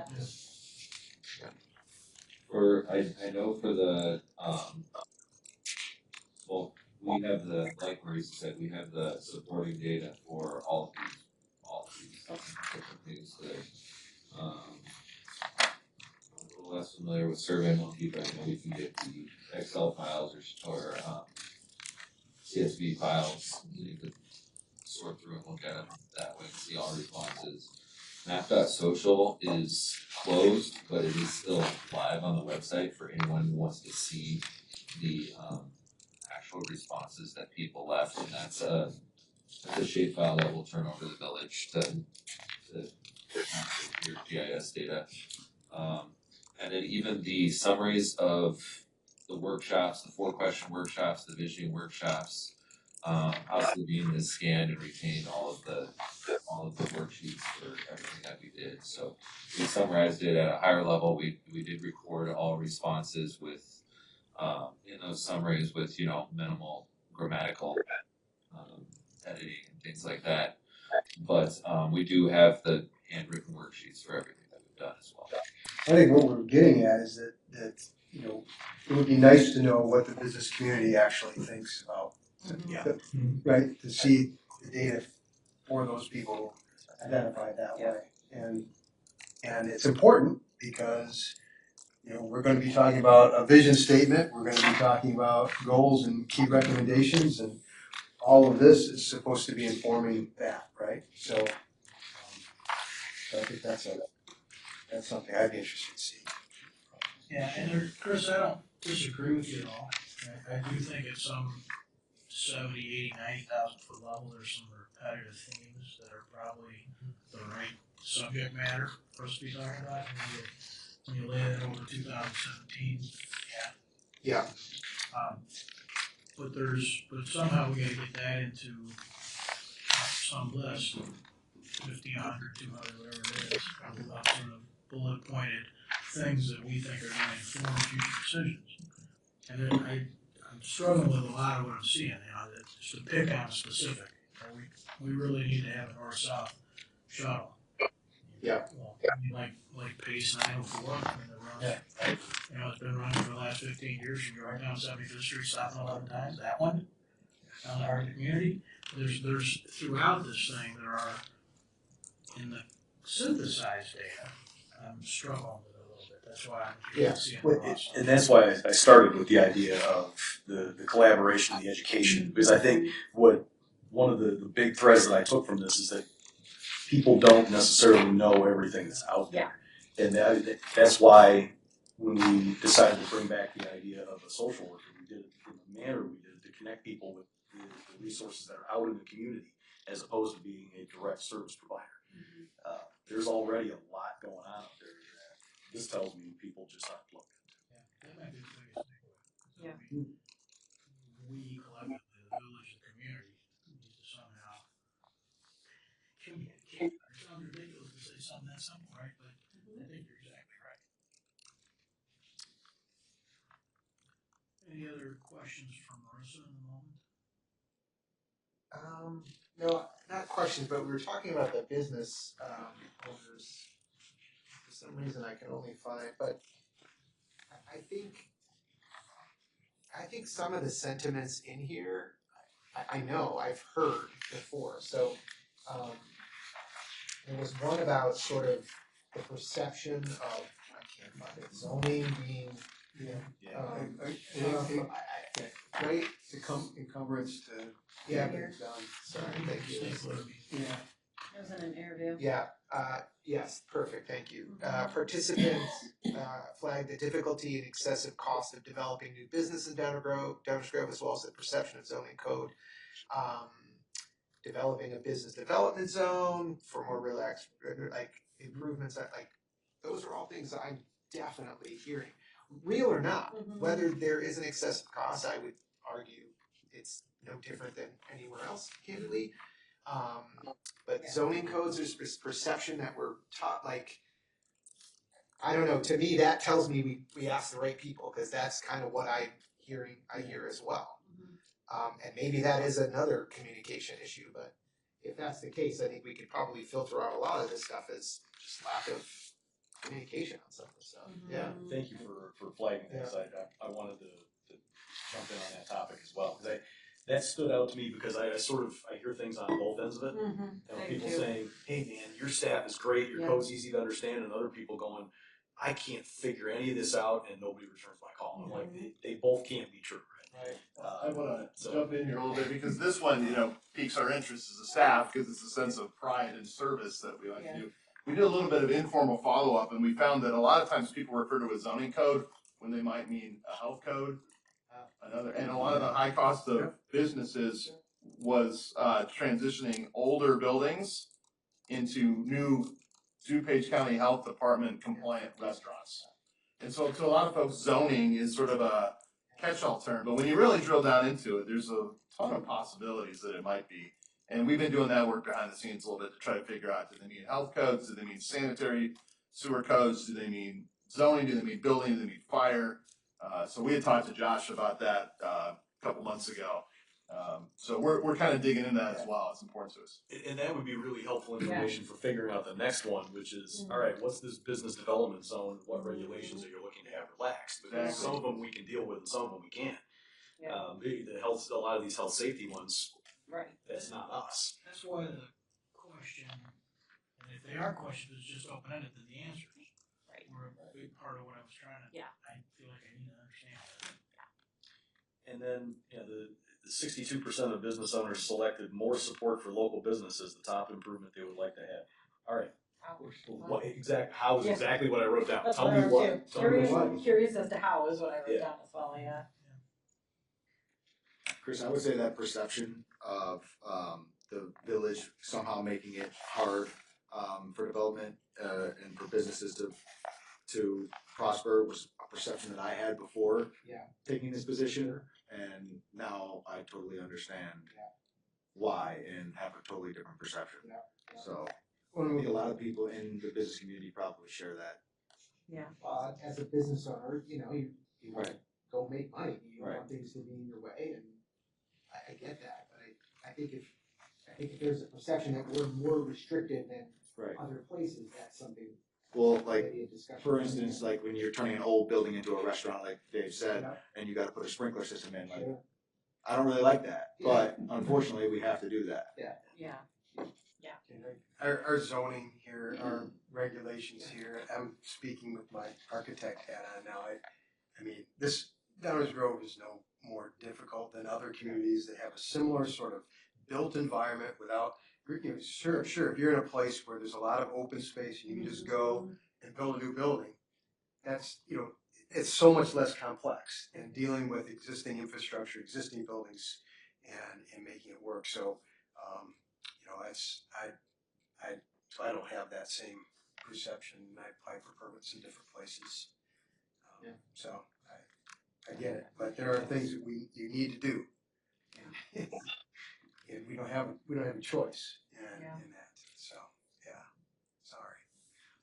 All right, any other questions for Marissa or Ralph specific to the report out on the engagement update?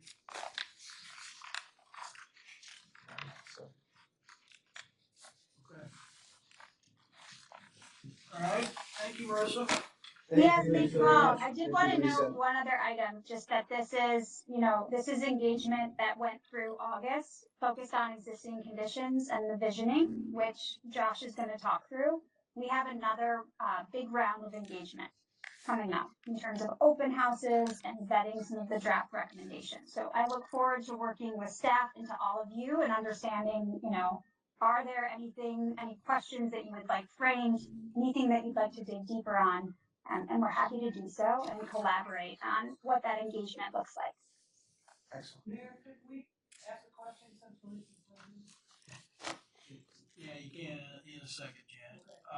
Marissa, one thing to please keep in mind, having listened to this conversation and heard some of the challenges that we see getting from data, from responses to synthesized data to comprehensive plans and vision statements and such.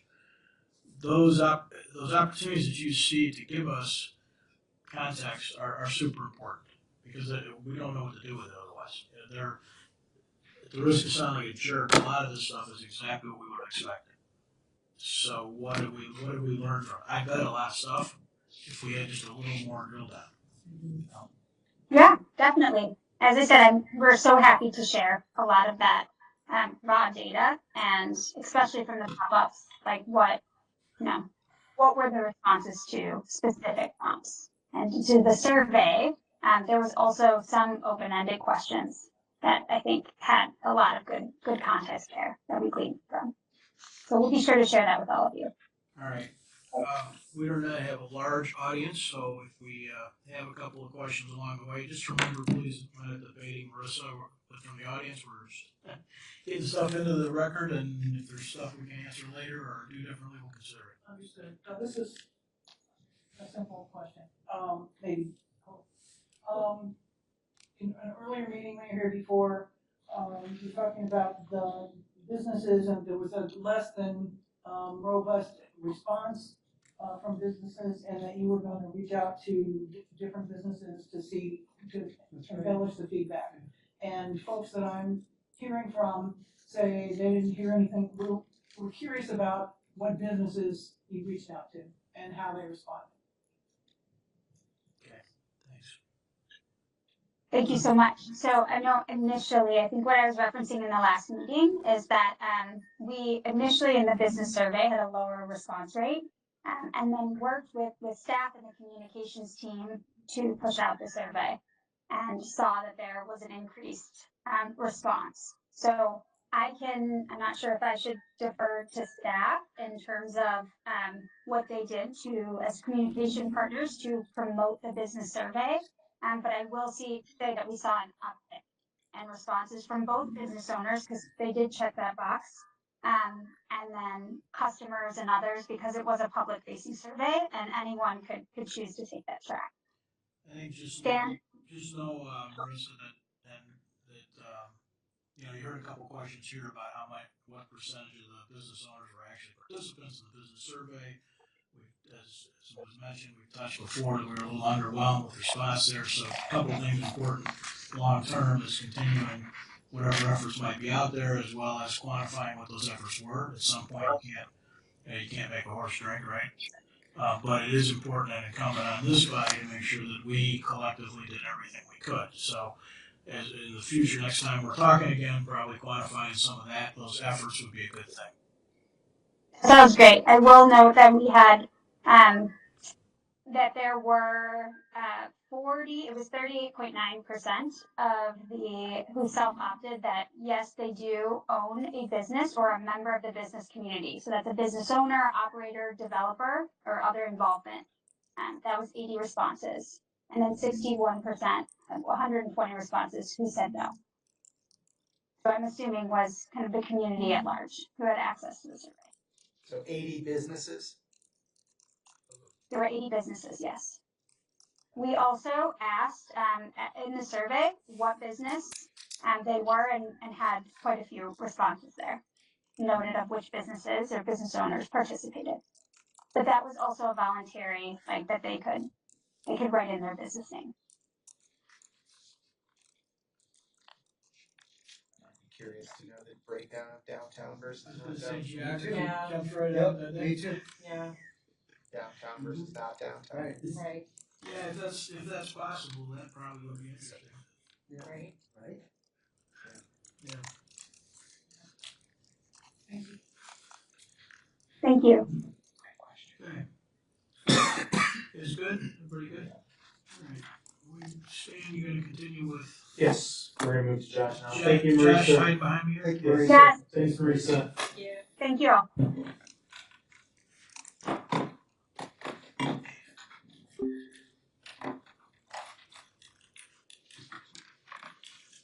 Fun fact, all of you virtually. I need to go over here. Yeah.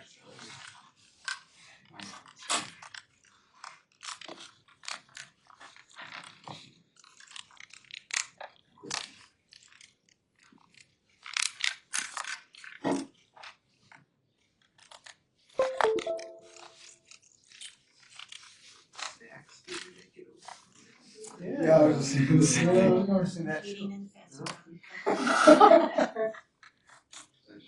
Slacking. Yeah. Those snacks are just delicious. No bugles, no high life. I don't know how we can continue. I don't either.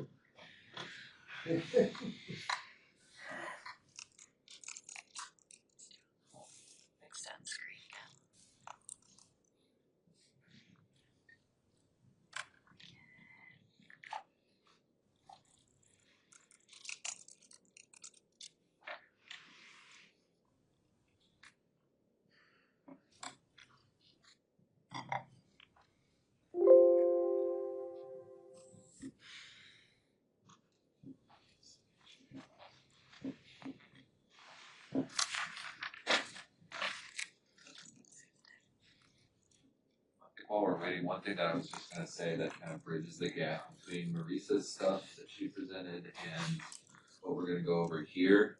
I kind of said it from over there, but I don't know if it was, it's quite clear enough.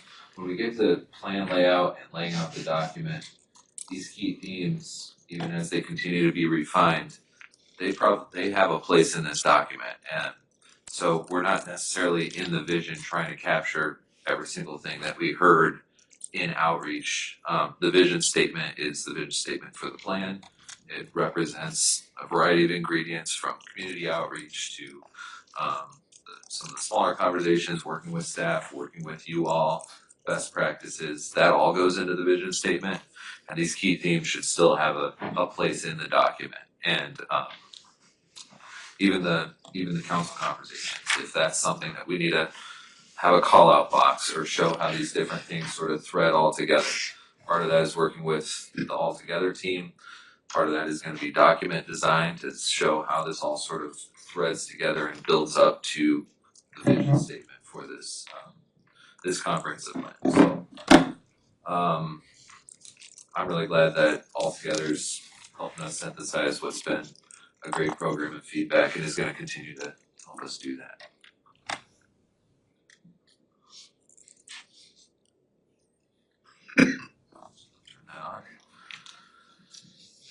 So this is my agenda for tonight. I just want to give you a little bit of insight into where we would see this all fitting in your plan document as we're getting into actual plan content here in this memo. Draft plan content, we're working through it.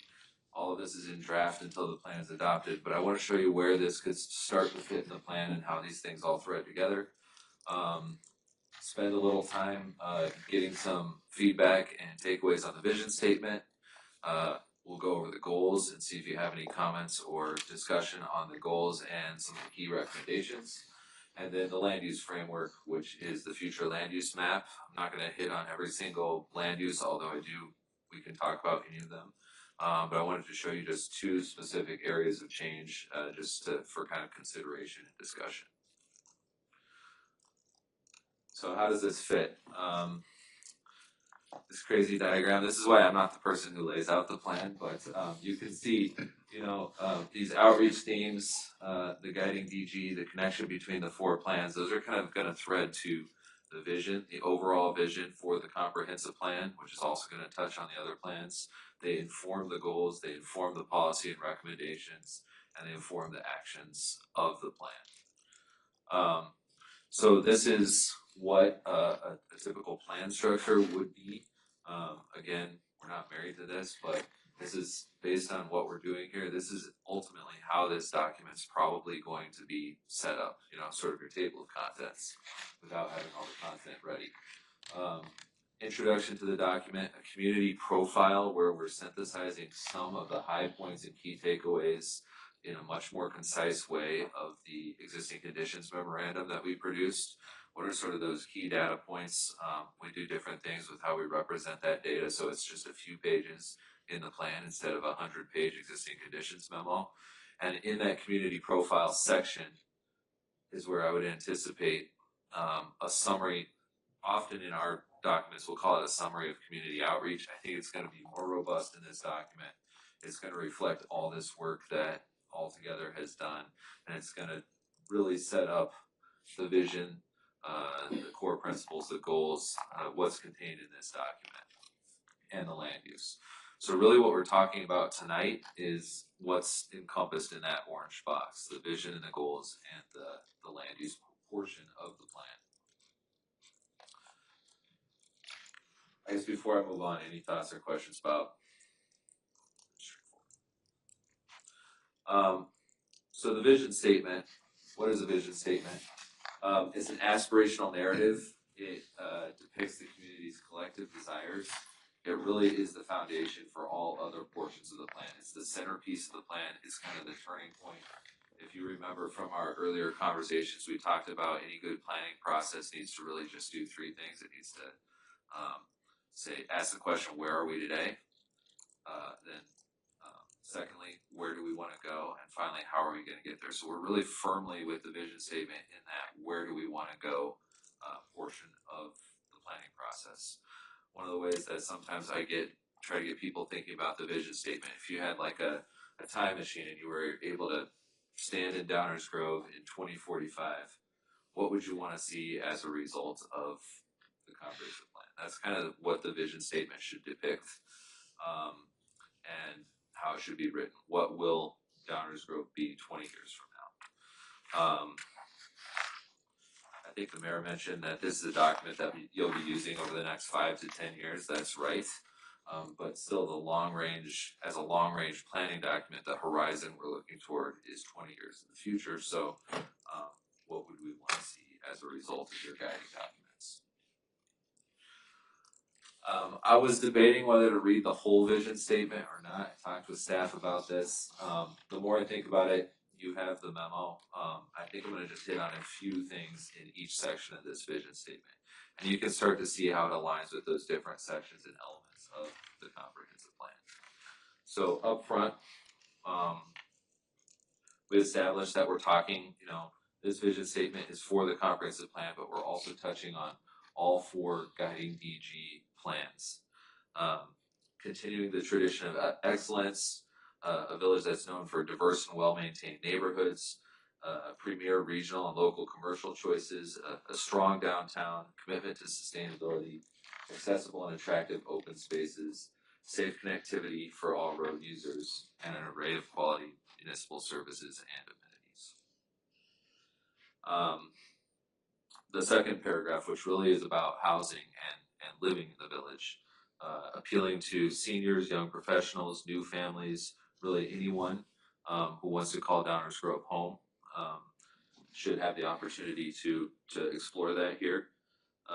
We touch on the historic nature of the village, its architectural style, and its character that is found within its neighborhoods. Development that allows for living, working, playing, especially in the village's most compact areas, so Fairview Avenue, Fairview Focus Area, and downtown. Those are places to live and to work and to play as well. The next one is about think about the business-friendly environment, economic development. We're talking about the attractive commercial corridors, notable activity centers, supporting entrepreneurs, small businesses, and attracting major employers and continuing to foster a thriving job market. In the next paragraph, we're really talking about the streetscape areas. We're talking about downtown and Fairview Avenue. What are we going to see as a result of those specific planning efforts? How are these areas going to encourage community interaction, commerce, improve the pedestrian experience, continue to be a draw for not just the village, but also for the region? We talk about incorporating cultural elements that further create that unique environment that these areas are already known for, particularly downtown. Honoring the heritage, preserving open spaces, promoting sustainability, and this section connects back to the environmental sustainability plan as well. The bike and pedestrian plan, this paragraph is about transportation, but specifically walking, biking, and multimodal options.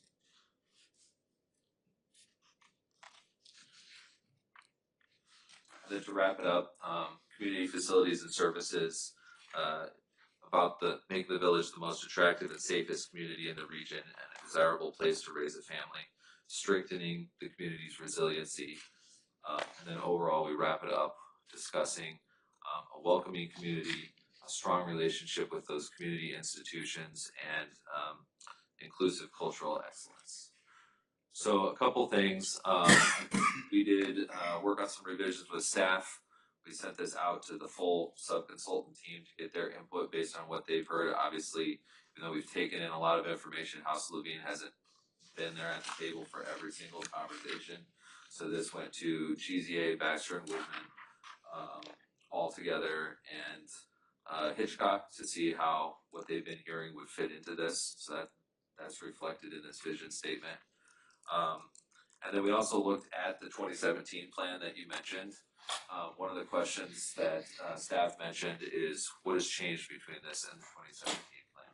So largely, I would say most of the plans that I've seen over the past several years, House Levine as a firm has trended away from the retrospective format. Even though I did just say sort of picture yourself in 2045, we haven't written them that way as much anymore. Your previous vision statement was written as a retrospective, imagining that you're standing there. It's a little tougher to write, and I think it's also can be a little bit tougher to read. So Downers Grove is the direction of the new vision statement. The new vision statement is slightly higher level. So your previous vision statement got very detailed. I don't know if there's a right or wrong with this, but you'll see things like talking about invasive insects and LID, low impact design. I think the direction for this vision statement is a little bit higher level, a little bit loftier, aspirational, and we'll get into the weeds in the goals and the key recommendations and ultimately the actions within this plan document. I mentioned that it incorporates feedback from all 5 teams. Some areas like Ogden Avenue have made significant progress. We've, again, been a little bit more high level. Do we need to mention Ogden Avenue specifically or emphasize the corridors in general and some of your robust commercial nodes. That is in the vision statement, but we didn't call out specific streets in this particular one. And we've gone slightly more concise. Again, they range. You know, you see plans with your previous vision statement was pretty long. We've had plans that have been longer. I think the trend is toward a more concise vision statement. In comprehensive plans, we're about a quarter shorter than your previous vision statement. So emphasis on lofty, aspirational, pulling in what we heard from the teams and from the community outreach and trying to reflect it in something that's somewhat punchy, reflects the different sections of the plan and tees up those sections going forward. Some things that haven't changed as much, I mean, there's a lot of continue in the new vision statement. Continue the long tradition of excellence, continue to attract businesses and investment, continue to improve the village's commercial corridors, continue to drive economic development. Downtown will continue to be the heart of the community, continue to enjoy natural recreation areas, continue to welcome residents. You guys are doing a lot of planning. The Downers Grove is known as a place that's excellent, has that reputation in the region, and this vision statement should reflect that as well, that you all have done a lot of work to get to this point. You're even updating your comprehensive plan, you know, right on time, and a lot of communities wait much longer. So there's a lot of things that have been going well that should be reflected in this statement as continue to do. So I guess that this is where I want to pause and take questions and feedback on the vision statement. See what you all think.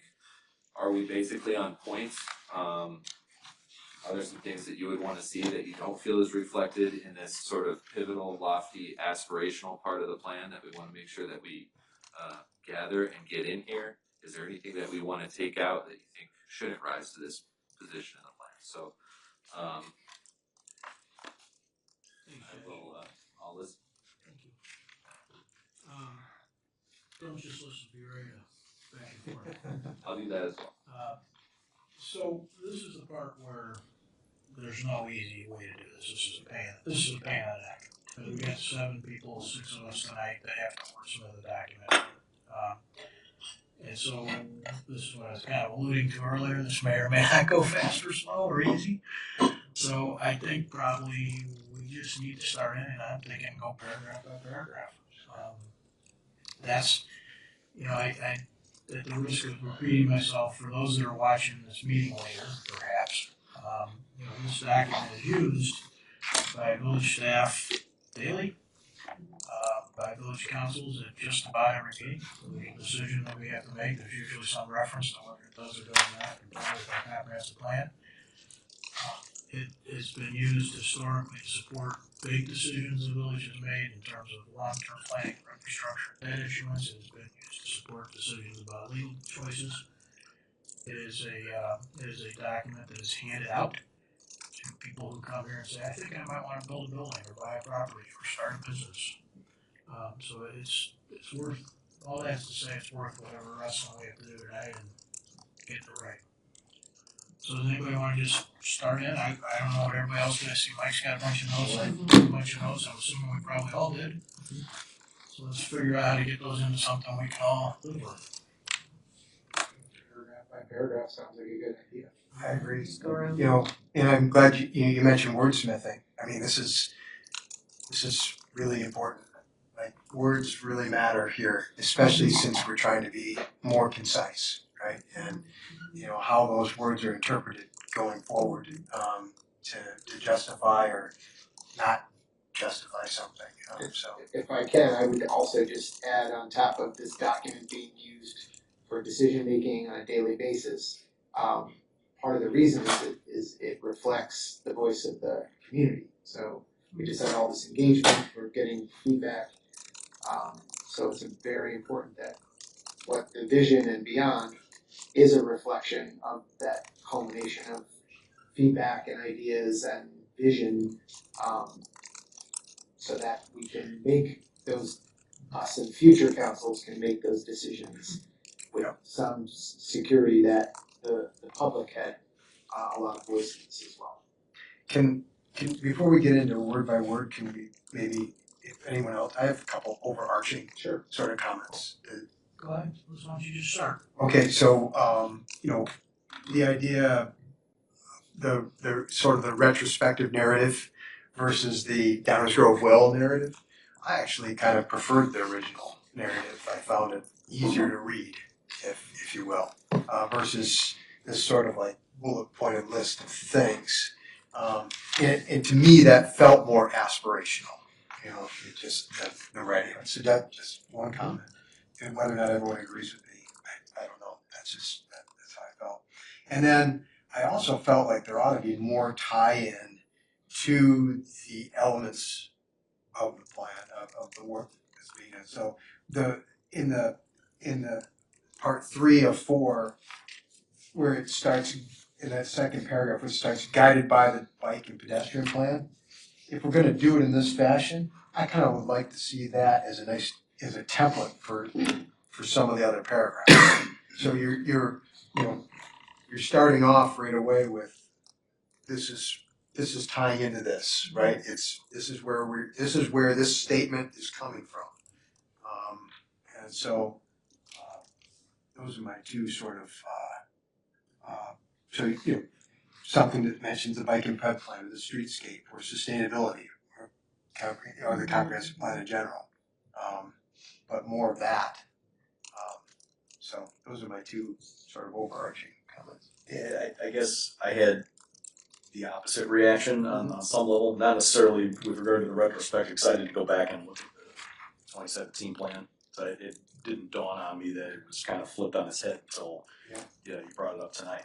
But there are other references to the other pieces of what we're working on now. The environmental sustainability plan in particular jumped out, but it felt like there was more of an introduction to it as opposed to sort of guided by the bike and pedestrian plan. To me that felt more blunt, and I preferred the sort of subtler connection to what it is that's about to come. I felt it was more visioning than simply giving me a bullet point sort of transition, which the guided by the bike and pedestrian plan felt to me like you slammed a bullet point right in the bottom third of the vision document. Same reaction. Yeah, I tend to agree with Commissioner Jose. I think, and we'll get into some of the points, but I think that specificity or sort of pointing to another point didn't quite feel like the vision. It felt more like an introduction. Yeah. Like these are the things that we're going to be talking about, and this is where you're going to find that. So, yeah, I had the same feeling in there. Generally, I think there's more specific stuff in here that I would like to see come out, because I think it gets, and we'll talk paragraph to paragraph, but I don't feel like it. I feel like it went a little deep on a couple things, maybe a little too specific on things that just didn't feel quite visionary. It felt more like this is the process, and we did this plan, we did this. In terms of retrospective versus what I'll say more active, maybe I don't know how we want to frame the other one. Yeah, prospective. I think either is fine. I think I like the retro feeling of the last one too. I'm not sure it changes the vision in my mind, so I could go either way on that, candidly. There is a very different tone. You prospectively have an intro and a process description. It's very different than a retrospective vision, right? They're different. One's almost like a how-to versus what we're hoping for kind of thing. Well, that's what I liked about the 2017 was it's as if we've already done these things, right? You're already in this point, and you're looking back at what you've accomplished in the last 20 years. And to me that felt more visionary. I actually preferred that too to this. So, but this to me it seems more akin to a bullet pointed sort of this in which I want things kind of tied together. So that's kind of my, that's just where I'm at. So Let's have a draft. Let's start with paragraph 1.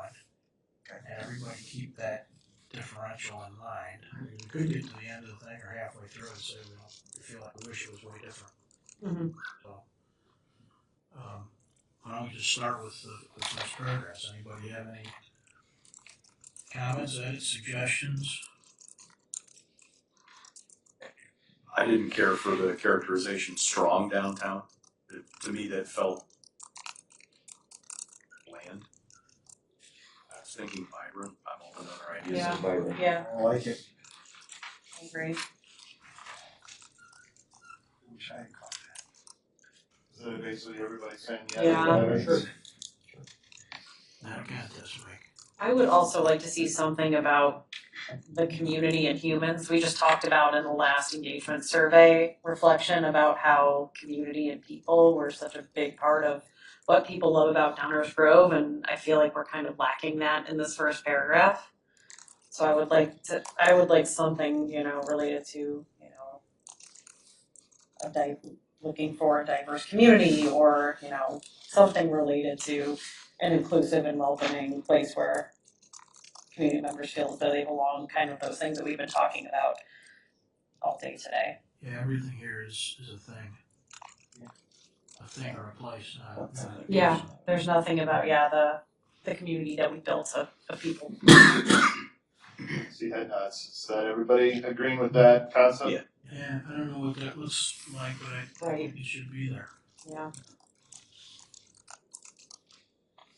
I think just kind of getting to the point that we were just talking about as it pertains to the plans, as a result of the Yeah. 4 guiding DG plans. I don't think we need that. Just that, That's what was leading me to, if we're gonna do that, then Yeah. that's, I feel like You want we're- me to read the plan, yeah. Mhm. yeah. take it I don't think it's the plans that are setting the vision. I mean, I think the plans are the plans. And Yeah. we have a vision for Downers Grove that is They're hopefully gonna help us achieve it. exactly. Right. Yeah, the plans are a little step down from the vision. So. Yeah. Is that another all Yes. council agreement? I Yeah, agree. I also had that written down as well.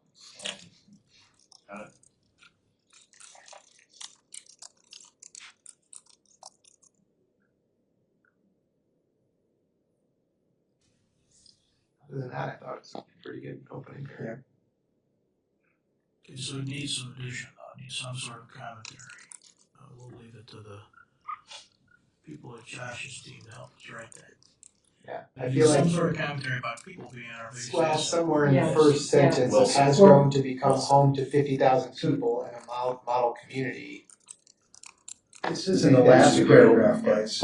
Yeah, Right. So it's, is this sort of some sort of hierarchy that I'm reading here, or is, I mean, what? See, I felt like the first one kind of incorporated all of the following paragraphs. It And does. so I feel like we're missing just the Okay. human connection in that Okay. first one. Yeah.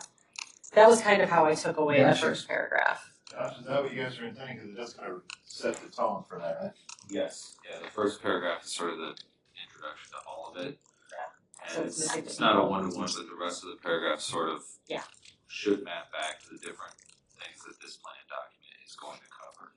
So when you, Downers Grove Vision Statement, part 1 of 4, part 2 of 4, part 3 of 4, this was just really for the sake of us working through it this evening? That wasn't some sort of organization either, right? This is purely for getting Good. it on a slot. That's the what I part thought, one. but just, To fit on the screen. I will say, we've presented this in plan documents in different ways, in different plans. I think the preference and House of Levine's probably, I think the way that you have it in 2017 is sort of occupies that center point in the plan. After intro and community profile, and then it's kind of the centerpiece and it tees up everything after it. Okay.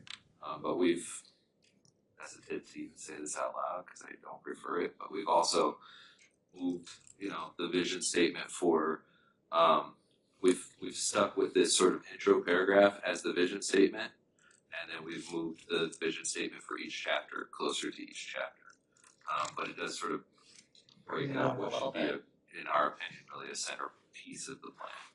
One other thing I did fail to mention that I intended to mention is that this gets a little bit into document design. How are we going to do this? We want to recognize in this part of the planning document itself, when we get to the final document, that there are these other plans.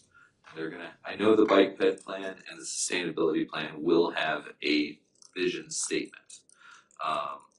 What it means for those teams and those documents, I think we want to leave a little bit more open to interpretation. This is what I've said about the existing conditions memorandum as well, is that we're in existing conditions, it's easy to fit us all into sort of the same template, but there are different types of documents now. We want to have some sort of reflection, a concise version, or maybe it's a one sentence version, something that ties those vision statements and directs the reader to also see those vision statements. So we'll think about that when we see what they've produced and when they work through this process with you all and with their board and their commission, their guiding commission. We'll want to see how to sort of synthesize that and present, this is again the umbrella document, but it does tie back. So we think there's probably a spot for a short version of those other three plans, visions in this section as well. We don't have those yet. Okay, I don't know that I follow, or if I follow that I agree with that. Are you saying that there will be vision statements for each of those plans that you want to somehow link to those visions in the Downers Grove vision statement? No, okay. No, the Downers Grove vision centerpiece prominent. It's the vision for the comprehensive plan. Graphically, I don't know if it's call out boxes or something. We want to recognize that there's at the same time, we've mentioned the other three plans, but probably some reference to their vision statements as well. In this section? In the section, not in the vision statement itself though. Okay, got it. You're talking about like layout. Yes. In some ways. Yeah. Okay. Or maybe not. We'll work through that with you all as well. When those are a thing, we'll have to ensure there's no conflict. That's what I was just. Right. That's the key. Yeah. Coordination and no conflicts. Right. And we'll be reviewing it with them as well, for sure. Anyway, sorry, that was a little. I just add a little bit of context with the staff perspective here. One of the reasons we're asking the council to go over this vision statement is I believe this vision statement will drive not only all the elements that come, it will drive the other components too. Right, so we want to hear you talk about first before we present these other plans to make sure that the plans that the team is presenting, you can go, this is part of the vision, this is part of the vision.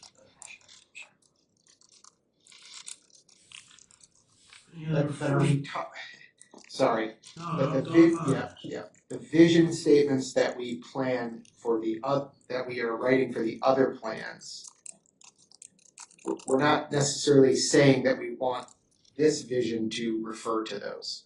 You just want them to be able to connect those visions to the vision that we have here. And maybe from this staff member's perspective, we want to make sure that whatever we produce in the supporting plans supports this vision. Yeah, That's all. that makes perfect sense. Got it.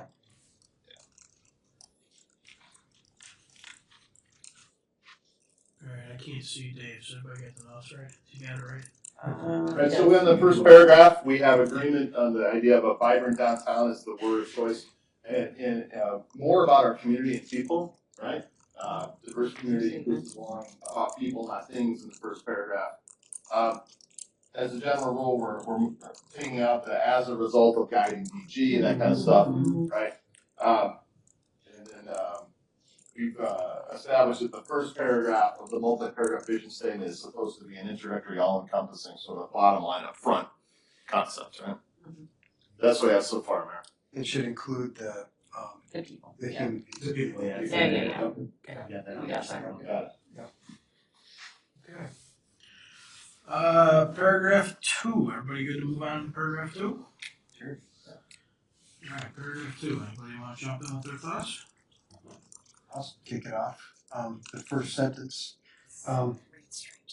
yeah, price points was kind of like, I think I know what we're trying to do there, but that doesn't, I don't know that. You need an and in there or something? Yeah. Because the first thing I did was line out price points. 'cause I did too. Yeah. And then I thought, okay. I don't know. I almost felt like they were trying to say the same thing. Yeah. Well, that's what do you even need, your a variety of housing options to accommodate residents at Yeah, I all think stages that's of enough. life, isn't that enough? Or do we feel like we wanna put, because when we say price points, we're making an emphasis on focusing on the cost of the housing, and maybe that's what we wanna do, maybe that's what the It's only community one wants us part to of do. it though. But I'm like, is that what we wanna do? I wanna make sure that's. I mean, I think it's a part of it, but I don't think it's everything that we wanna do with it, right? You wanna think about what, like, for example, when you think about seniors, you know, you don't want them to have a 3-story townhouse. You want a 1-story, so I think, given that this is kind of a more general statement, I think we should just leave it housing options and leave it at that, knowing that that really does incorporate a lot more than just price point. You also delete the second sentence then too, because I agree. I agree. Basically That one felt encompasses overly all small. residents of all stages of life. Yep. So it's kind of redundant. It is redundant. I will add one thing that from a staff perspective, we went back and read the 2017. Uh-huh. And the 2017 plan clearly had the idea of housing to age in place, but it was silent on affordability.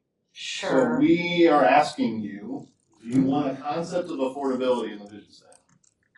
Price points might not be the right word, but we interpreted the other one as stages of life, not so much all housing, all affordability. Yeah, I would say, yeah, I like that, what Danny said. It's all stages of life and, you know, socioeconomic. Income levels, socioeconomic. Yeah. That's the end. If we're gonna go down that road, I think I've got a hang up with the word provide. Oh, Me yeah, too. yeah. I'm thinking includes. I crossed that. Yeah. Several other places too. Incorporate, consist of, yeah, any of Encourage, those things, encourage. Promote. Yeah. Because we're not going to Encourage, provide. promote, and provide are all pretty active compared to include. Down scroll, you know, this goes back to, where's David left? Oh, there he is. I mean, I like. Back to the question David was bringing up. I personally like promote. You know, what's the definition of village, right? What's the definition of Downers Grove? Yeah. Right? Yes. There are things where- Yes. I think promote, encourage are probably for me, the stronger ones. Because it suggests that, you know, we're somehow going to make our zoning regulations or our code a little bit easier to make that possible from at least the Create village more perspective. possibilities Right. for these things to happen. Yes, We can yeah, provide tools, but kind we of don't that serve being correctly. So wouldn't those kinds of things though come up in the, what do we call them, key, recommendations, key? Oh, yeah, yeah. Because what this is saying to me is, we go back to this, whether it's prospective or retrospective, it's not, I don't think this is a village per se. Right. Because we already talked about parks and all this other stuff. Right. This is the community of Downers Grove. Are we saying? So that's kind of why I like encourage. This is also one of the sort of like, if you're looking at it backwards, you could say Downers Grove has a variety of housing options, you know, without having to parse out how you're getting there. True. Sure. Another pitch. No, now that you say it that way, Mike, I think you can put me in the perspective. I feel like the retrospective is a little more out. Yeah. It's a little more out. I think so And too. do that. And the perspective is action. Like, yeah, this is what we really want our community to be. Yeah. So, well, that's why we're having this conversation, right? 'Cause Yeah. we're- What are we really? What does the community really want us to do here? So. And I think to the mayor's point about village of Downers Grove versus the community, we should be very consistent in that regard. If we're speaking about, this is all the community and not about village operations, and just gotta make sure that that's crystal clear throughout this. Could you chime in on that? I had off the cuff conversation with the mayor right before this meeting. When documents like this say, in the vision statement, Downers Grove, are we saying the village of Downers Grove as an organization and speaks to our action? Or are we saying the community will consist of, and the differences that are quite different, right, in the role? Yeah. Yes, typically, we're talking about the village not as an physical village. We do have in our HL writing guide, we try to refer to the village of Downers Grove when we're talking about it as an organization, or when it's first introduced as its proper name at the start of a document. So I just say, the fact that we're asking for clarity on that right now means that it can't stay written this way. Right? We need, somehow it's gotta be clear in the document of what's being intended here. So I don't wanna misinterpret it. I would just suggest we don't include the word village in any of this. It's just Downers Grove. Yeah. And I don't know if that's because I'm part of the village organization, but when I think of the village, every time I think of like us as an organization. Correct. You know, so maybe it's just Downers Grove. I hear that. I mean, I love the fact that we're a village. I love that connotation. Right. But I think in order to remove that confusion. At least capital B village, Josh, that would be consistent with sort of your HL guidelines, right? If I'm hearing you right. It would be, yes, and yeah, I almost think there's something about the village as well compared to the city or the town. Like that's a more colloquial. I'm just thinking about. I think it lends itself to a little more misinterpretation. It does. Yeah, I think you're right. I didn't read it that way when we wrote it that way, but I think. And so, are we thinking that would be? Does have that, like it is. Yeah. Yeah, I think charming. especially It's a connotation. Or it's just people outside that we're just this little tiny place, and right? It could be that could happen Right, too. right. Growing up in Michigan, that was the connotation. You were a village when you were under a particular size. Yeah. Yep. So I want to pull on this thread a little bit because I want to make sure the staff understands and the whole team understands that this line of thinking, the first sentence in the first paragraph is really Downers Grove has become, Yes. right? Okay. That's right. Now, Yes. when we get to the second paragraph and we're trying to express our vision for what housing looks like in multiple years in advance, then it would, in my brain, it makes sense to say things like Downers Grove will consist of. Yes. If you're speaking about Correct. vision statement of village promoting or encouraging, that would say village, because that would say that the government. Correct. We'll Are we on yeah, the same it's page? policies. So later, we I would agree. be trying to figure out what we could do to help Yes. facilitate Correct. what in here. Correct. But that Yes. would be- Okay. Yeah. That makes sense. I would much prefer that. Yep. I got it. So that theme, I'm gonna find that other place. Yeah, Yeah, just apply it. I think you should just say Downers Grove. I agree. And are we I mean, I think it's safe to assume then that would thread through the whole document. Yeah. However, Yes. goals, key recommendations, and when we flesh those out with Well, policy language. that clarification, yes. I mean, there will be points right during like the goals and things that we will be calling out. The village. Yeah. Yeah, yeah. But that Okay. theme- But just that theme clarification, about yeah. clarified, Yeah. That It helps gives us a define. better opportunity, right? Yeah. Continue that consistency. This might be like a little silly, but like, is there even a place like an appendix or something where like in key terms where we could even define that? We have done it. We like to define the thing in where you're reading it. Sure. I don't want to say there's no rules about comprehensive plans, but there's no reason we couldn't explain that at the front of the document in that community profile. Because generally speaking, this Yeah, means yeah. this. Yes. Since it's I'd rather have that Basically, front. anytime that the word provide is used, use the village. Yeah. On stuff that we provide. Yeah. When we're talking about encouraging this or Yeah. policy that, Yes. Yeah. that is the village. And then when we get into key recommendations, this concept of our other government partners, we may benefit from some clarity there Yeah. too. When we're saying we're in the role of partnering or collaborating or facilitating versus we know this is an area we're gonna take on ourselves. Yeah. Maybe support it, but we're gonna be leading on it. Yeah. Alright, somebody pulled on whether it's seniors, young professionals, or youth families, I too, that felt good. Cross it out. Forced. And then even the next line, given the historic nature of the village, new housing will reflect the architectural style and character of the I got a few community. things to say about this one. Figured you would. I got a huge problem with that. I got a big problem with that too. I put in there just to start the ball rolling, I crossed that architectural stuff out. Yeah. Given the historic nature of the village, new housing will focus on high quality construction and architectural diversity.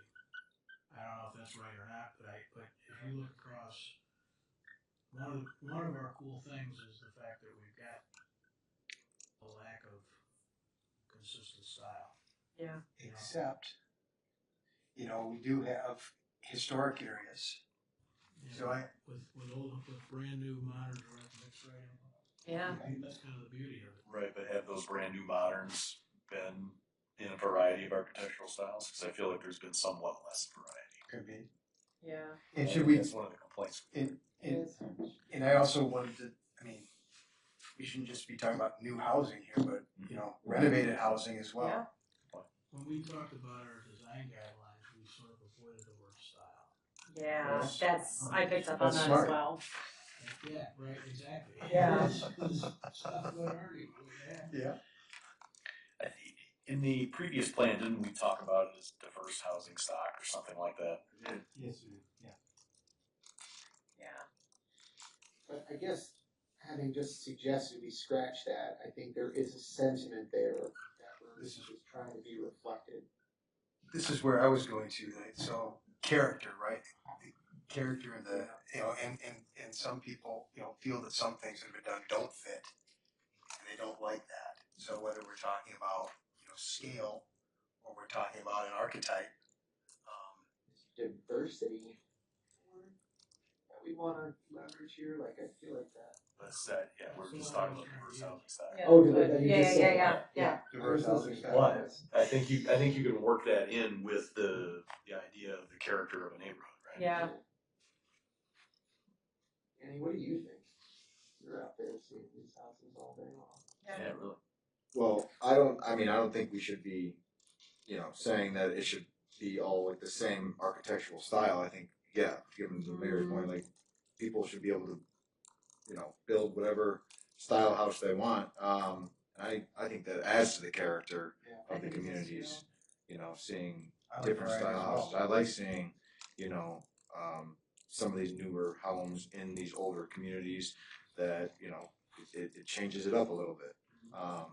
So, I'm all for striking that out completely and changing it kind of like along the lines of what the mayor said,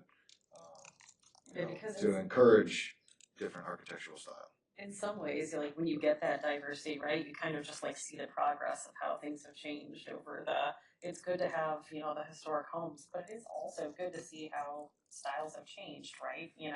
We talk about how historic preservation is 50 years old. Well, in 50 years, it's going to be things that are built now, right? Which is strange to think of, but it really does kind of show the progression of the village and priorities. So, yeah, I much. Can I ask, shouldn't we have somewhere in this vision statement something about historic nature of the village? Oh, absolutely. So where else would we put it? I think it needs to be here. I just don't want to say the architectural style because it's kind of more about like the. Are we getting at this concept that Yes. The architectural style, Are we getting at the concept that the housing we already have and the housing that's being built now and the housing that is to come in this perspective will all contribute to this quality thing that we want to preserve all of those things, right? And that we want to have a mix of those things to continue our diversified character. Yeah, because the eclectic nature is actually the nature of our community. It is. No matter What we want it to be, yeah. And you can say what you want to say about Maple, but walk it and start putting dates and style on houses. It's frankly not what people think. Yeah. I like the phase progression of the village. Yeah. That's good.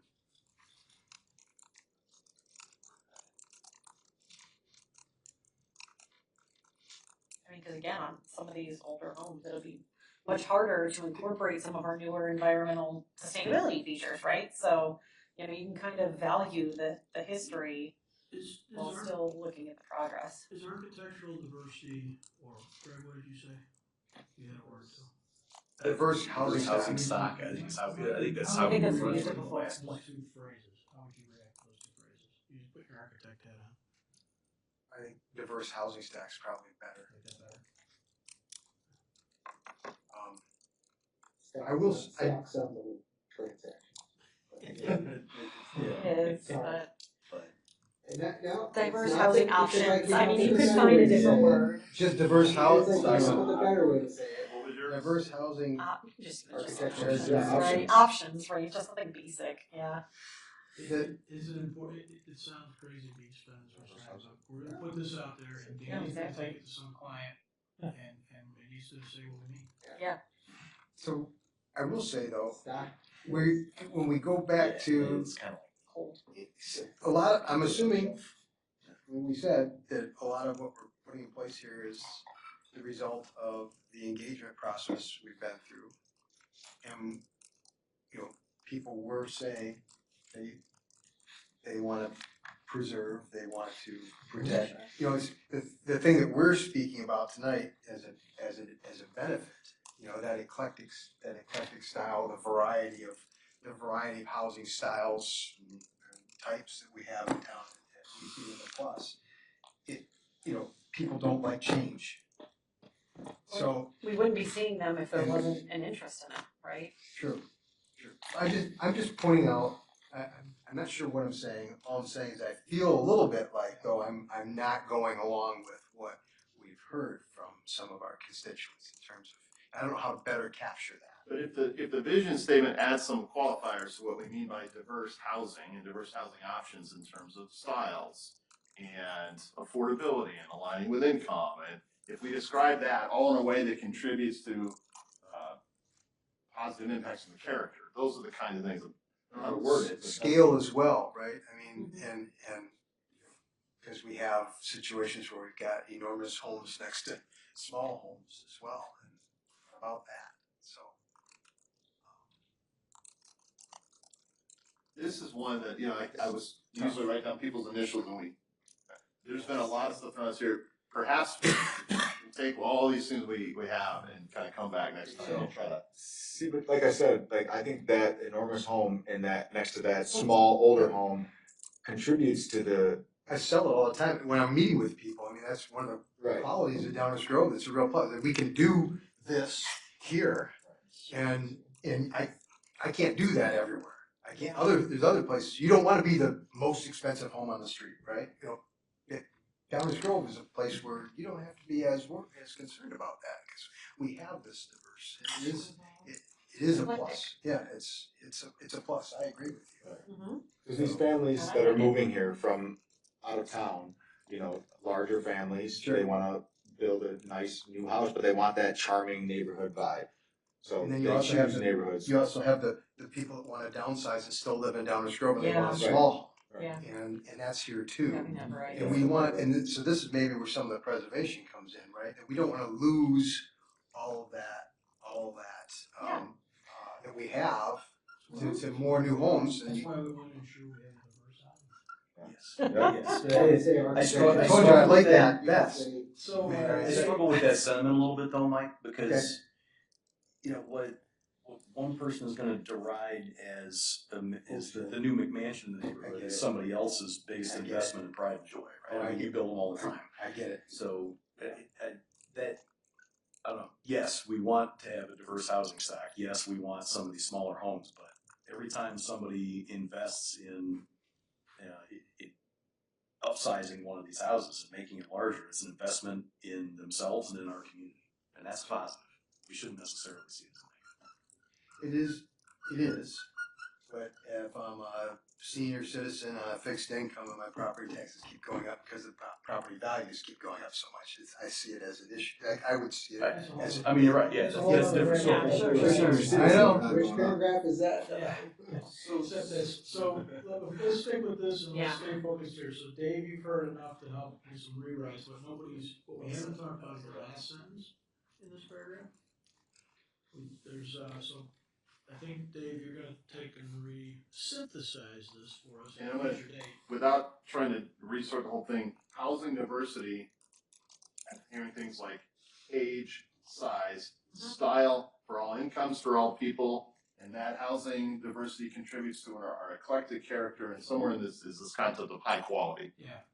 Yeah, charm. With that, And charm, yeah. with that last sentence, does anybody got any feelings on that? Because it's part of this paragraph right now, what should it continue to be, and what should it sound like?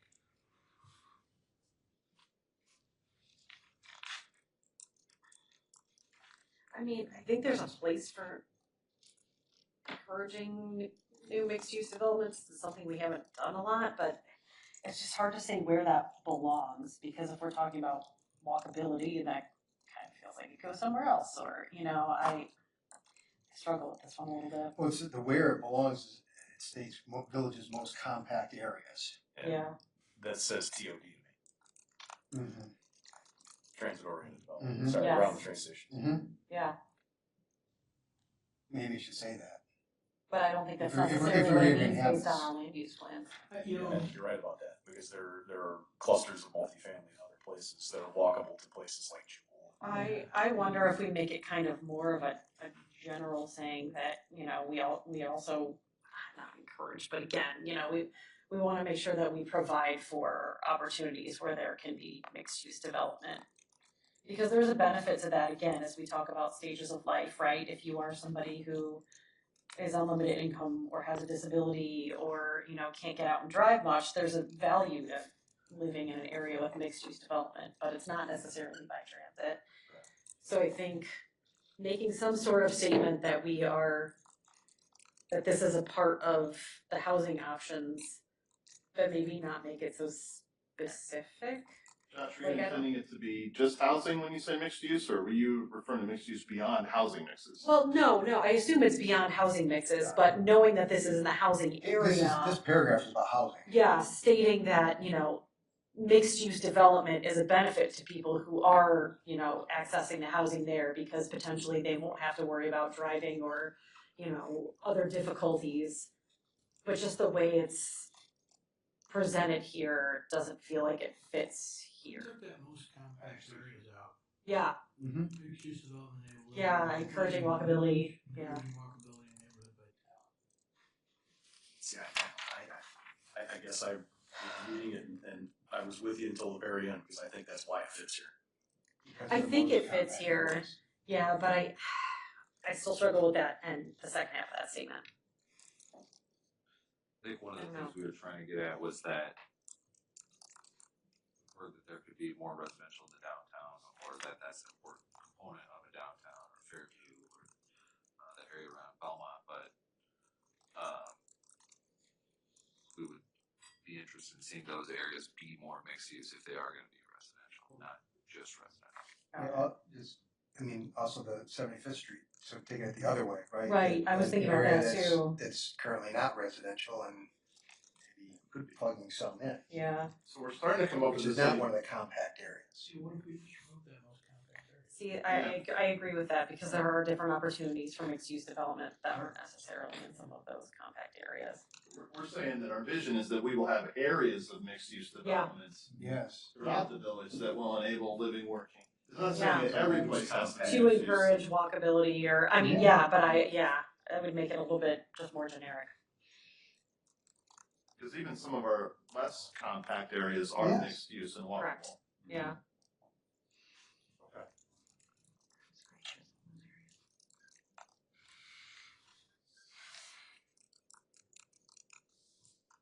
So I think my only feedback on that is it's pretty early in the vision statement to be talking about a specific type of development. And I don't know that I got a bunch of feedback on needing more mixed use development in the village. So as a vision for the village, Just not in that terminology. do I think mixed use development is a tool in the toolbox? For sure. I'm not sure, and I can be persuaded if, but I just don't know that I've felt a lot of that. The only thing I would say, because you brought up TOD, which I now know is Transit I now know that again. That's the planning commission. Yeah. commuting styles are changing, and work from home and all that has, and I wonder if it's part of the, the village vision to be flexible or adjust to changes in the way people are working and living, Yeah. So that was a comment I had, I think, a little later on that I didn't feel like we addressed that. But I don't know, going back to the mixed use development, I've had a lot of input on mixed use. Yeah. It's not been as downtown necessarily. It's been the idea that Same. if we want to find opportunities to add effectively units, Yeah. descriptor, then most likely those are probably easier to provide and manage for the mixed use. I've gotten the same feedback. And there's places we know start pointing to things on maps, but it hasn't been so much TODs, it's been community node, density node development, maybe the way of putting it. But mixed use to me is retail and living and all that. Yeah. Yeah. Mhm. Okay. Yeah, I've gotten the same feedback. Branches or, it's also commercial, Yeah. non-residential use with the residential. Got it. I've personally gotten that feedback as well, and it's, to Mike's point, a lot of seniors in the community who Yeah. want to stay in the community, who want to get out of their big house and big tax bill, and get into something in the downtown area. I have 2 people right now that are on a waiting list, literally, to get into some of these buildings. So, contrary to what we've heard about there being vacancies, I think there's some misnomers out there that there's vacancies. There's not. There's a waiting list to get into these buildings. Yeah. So I think there's still more opportunity there. And I agree with the mayor taking out the most compact areas, Yeah. and then I'm good with that. Yep. I agree.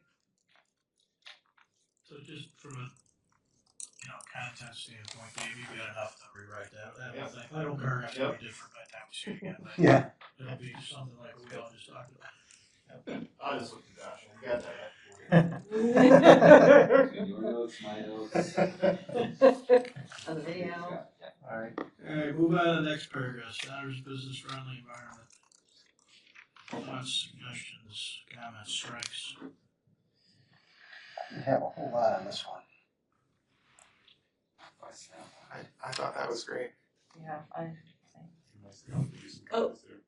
for that, I think in this one, the only suggestion that I had was, in a lot of what we do, we incorporate cultural and artistic kind of together. And I think, depending on how you're using those words, they could be different or similar, but just bringing in some of that interest in really building that public art, or as we talk about the Fairview corridor, being a more artisan area, I think it's not just cultural, but also artistic elements as well. How does that fit with this paragraph? I think you're on the next one. Oh, I'm on the second paragraph, sorry. Yeah. So, the village, is it properly used here? Second sentence? No. No, it's not. It should say No. Downers Grove. will be Yeah. involved. The third sentence, yeah. As well as. So the last I was in sentence, the I wrong think, paragraph. I was down the list. yeah, I know, right? You're right.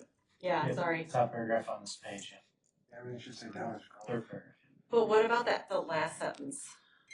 I got a big I change bumped to the on last these sentence. pages and above. Yeah. It read odd. It read strangely to me, but I mean, in terms of I using like it the as a sentiment. village. Oh, and yeah. On that last sentence, I struck with living wages above and wrote that job market that provides opportunity for all levels of employment from first-time job seekers to the C-suite. I don't know if that's exactly the right wording, but we just celebrated EDC, the fact that one of our new developments gave 68 high schoolers jobs. Yeah. Right. It isn't only. I think we want to make sure our community's got all that stuff in it. Yeah. It's got to have living wages for people that are supporting households, to be sure. It's also got to have places for people to start. Yeah. Diverse job stock.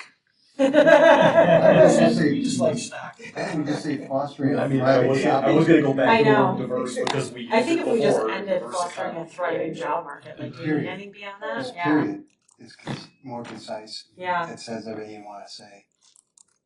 I agree. Thinking about the use of the village there, I think there is a certain level of appropriateness here That's that's what not I was getting necessarily, at, too. yeah. That last sentence feels like it is a little bit more directed towards I the think it's really village all government. three. I mean, because we do work on, improving the Right. commercial corridors. We're not necessarily out there, doing everything. The EDC does quite a bit, but we are doing. We have had TIF districts, on Ogden Avenue, and we're talking about Meadowbrook if we can, ever get the owner of it to get on board. But things like supporting new entrepreneurs. Have we necessarily done that? No, but is it something we could do? Absolutely. Whether it's us directly or the EDC. So. EDC is doing that now, yeah. I agree with you, Greg. I don't want to lose that last sentence, though. The living wage question about how we're going to say that. I don't like the word living wage, but I do think, especially when we're talking about the village's efforts with economic development, I think it should recognize the top to bottom of that. I think if you just say job market, people are always going to refer to that as full-time living wage, family Right. support. I see. Yeah. And they're a lot more than that. I completely agree. Yeah, I agree with you too on the sentiment of that. Well, I mean, this probably should be more than just attracting major employers as well, right? When we're trying to. Well, it says in the previous one, supporting new entrepreneurs and existing Yeah. Small I business. assume by major employers, we mean like acre businesses, right? Do we strike the, just strike? Because we don't have any living acre wages and above? businesses, then you don't have the smaller ones. But that's what I was suggesting. But the mayor's saying maybe it's important to say, it's something about the diversity of the jobs available from top to bottom. In previous iterations and with the EDC strat plan, we've talked a lot about diverse economy with a variety of jobs and opportunities. It's variety of opportunity levels. That's sort of the thing I'm trying to find a way to not lose sight. I don't know, I feel like thriving job market says a wide spectrum of types of jobs. Why don't we let them wordsmith it a little bit and come back to us? I do like that phrase, thriving job market. Everybody good with thriving job markets, connoting what we're talking about? Yeah. I think it Well, could be. I think that it could be and core. some- add something Should be to the the back core. of that. Add something to it, yeah. Yeah. I think you got enough sentiment from us to. That's why we're sitting in this kind of mayor. That's why we're sitting around. What kind of mayor doesn't love a thriving job market?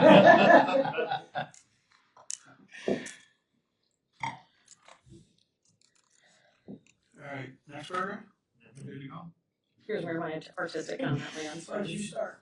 Yeah, I mean, that was kind of the main thing that came out in this. I know, so we had referenced not necessarily talking about specific streets and corridors, but then we call out Fairview, but I know that's because this is part of the streetscapes plan. So again, I'm kind of not sure how we wanna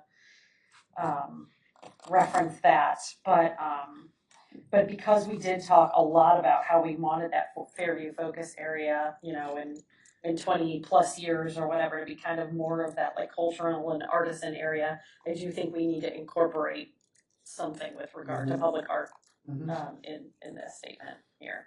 Might be nice to reference the connectivity between downtown and Fairview. Yes, that's a good point too.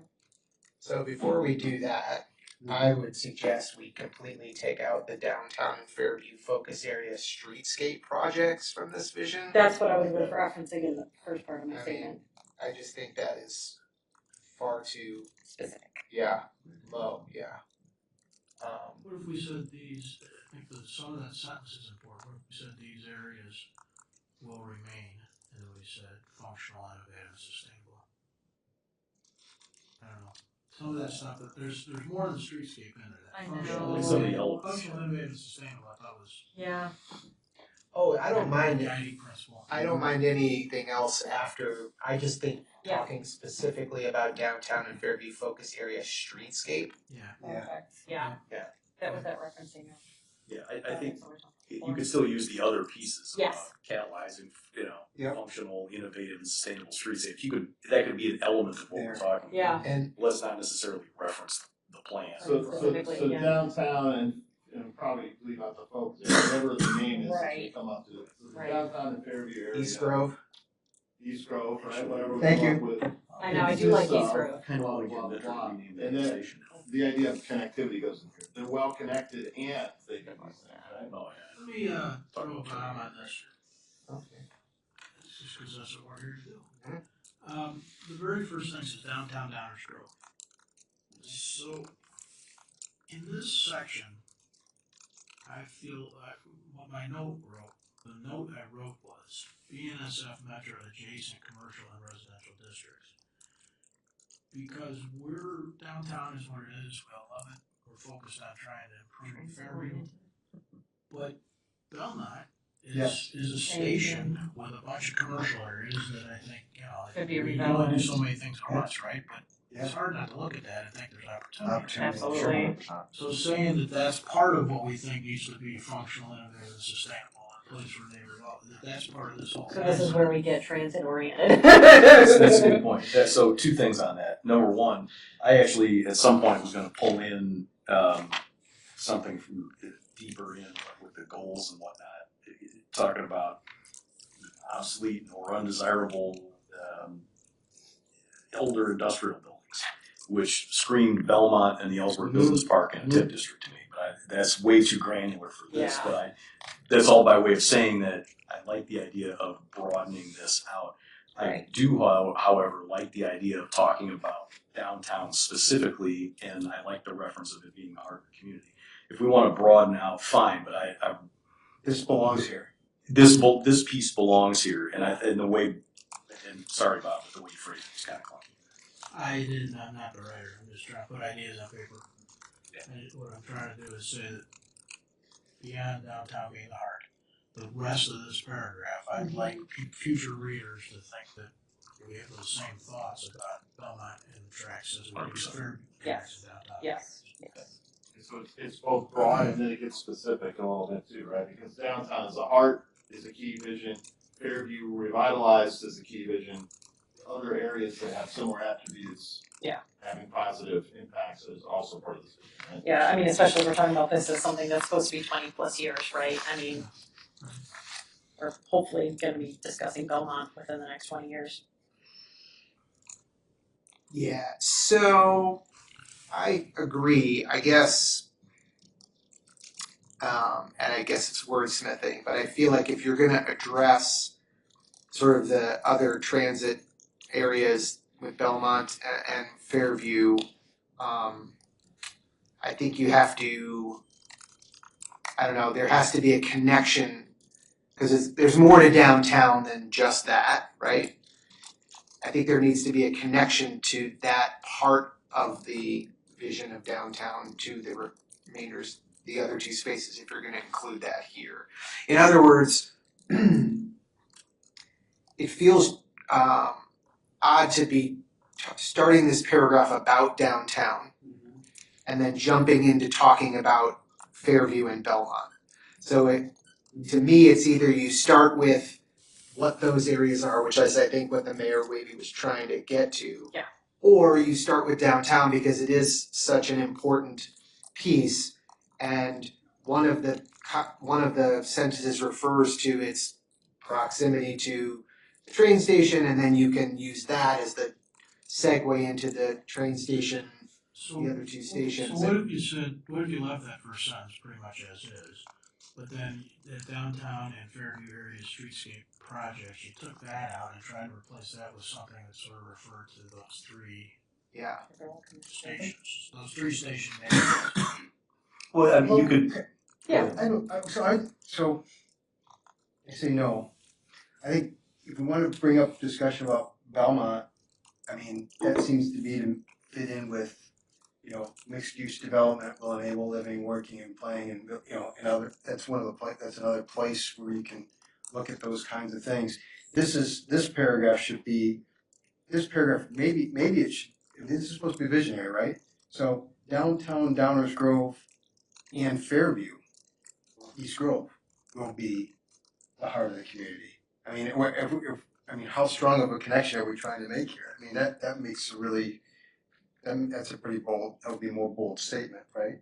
In terms of how we envision Fairview becoming, you know, more important than what it is right now, as an extension of, you know, because of the proximity and what we're trying to do I here. don't think we're saying that. Yeah. Well, this paragraph though is, Art concept. I Yeah. don't think we're saying that. okay, but this paragraph though is set up as a conversation about downtown and Fairview. That's what this paragraph Yeah. is for. I think most of us agree, correct me if I'm wrong, that referring to the downtown and Fairview focus area streetscape, and just maybe even without that specifically, doesn't necessarily belong. It's too specific. If we're gonna talk about the heart of the community, the downtown area, then let's talk about that. If we're gonna expand it to the other areas, I'm not sure. Yeah, is there a way to because- have some sort of like, you know, like a supporting character, or like a supporting, Along. like, kind of what Fairview is, right? Like it's Fetish with supporting. yeah. Well, because you, I mean, we see, because Fairview, when you really think about Fairview and Belmont, while they're both on transit, they're not, like, the Belmont, you know, economy is not directly connected to downtown the way that kind of the Fairview area is, just by the fact of the ways that we're trying to make connections. So in a way, it seems like downtown Downers Grove is the heart of it, but then we also have some of these supporting areas nearby that we're also trying to kind of, I don't know, ease into. That's exactly where I was trying to go. Yeah. Because there are elements of downtown sort of in the first and what is it going to be, like third sentence. You could go from downtown as the heart of the community into talking more about cultural elements, unique environment, community pride, improving the pedestrian experience, and then that flows into the connectivity down to Fairview and some of the unique things Right. we're trying to do down there. Yeah, I agree. I think what's here, other than the streetscape stuff, feels pretty good. I think you mentioned art. I think cultural elements covers that without limiting it to art. There could be in my view. Agreed. I like that. But what I would say is I think these other areas either warrant a separate paragraph in terms of expanding the success of the downtown, or other catalyst sites that are important.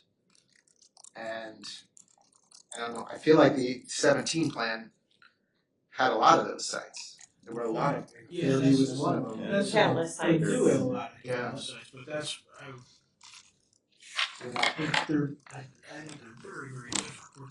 We talked last time about, I don't know, somebody said, well, if we're gonna try and connect downtown, Yeah. we should go all the way west. Those three are really a TOD. They are different in that sense. Yeah. They also, by the nature of them being transit oriented, even the non-development, they have different types of draws for traffic, meaning people that come and go. Yeah. And the other places are. We have catalyst sites all over town, and 17 plants on them that develop, but those three are uniquely different than Meadowbrook or 75th or the sites on the map from last time, or the sites that are sort of up in the air, like the tower things and the other stuff. But those three are different. One is the heart of the community, the other two are kind of like it, but not the same. I mean, I agree that downtown's different, but I don't know that there's as much. I'm not seeing as much difference in our current focus on Fairview and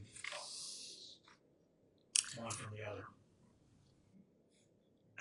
So maybe asked a different way, are we trying to represent that we want those other areas to be as important is the wrong word? I wanted to represent everything else that's in here other than this heart comment. It was important in both Fairview and that other area.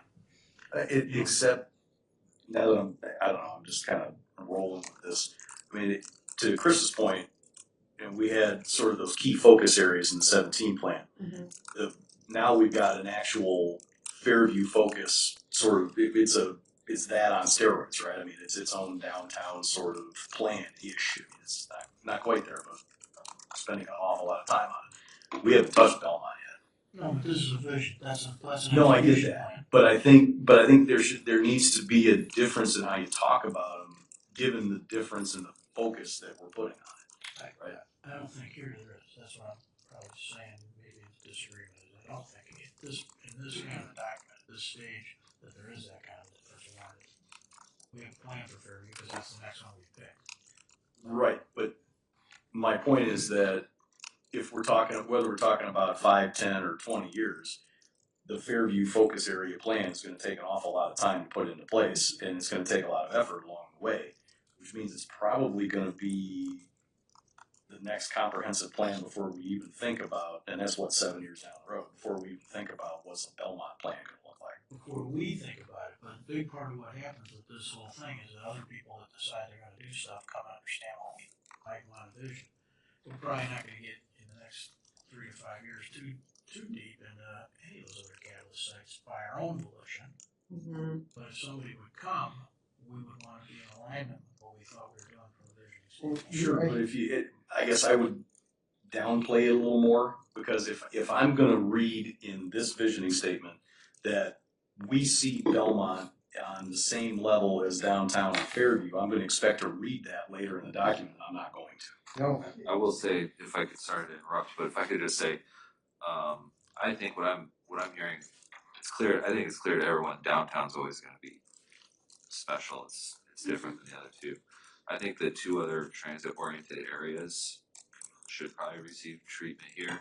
And one thing we haven't decided yet, which is in my next steps, when we get there, but we do have scope for 2 to 3 focus areas. They're not gonna be dedicated like the Fairview Avenue plan or anything, but we are gonna we're gonna identify and investigate some focus areas. We don't know what those are yet, but Belmont very well, that could solve that sort could of tee up content disconnect that I'm thinking about. I agree, but I would, to throw Belmont in this vision statement without making mention of the other catalyst sites, previous catalyst sites, to me, it elevates it above, it elevates it above 75th Street. But I don't think we're necessarily talking about catalyst sites here. I mean, I think what Bob's, it's the transit oriented areas, kind of the, like, you know, this really gets much more into, I feel like, the areas that are kind of right off the,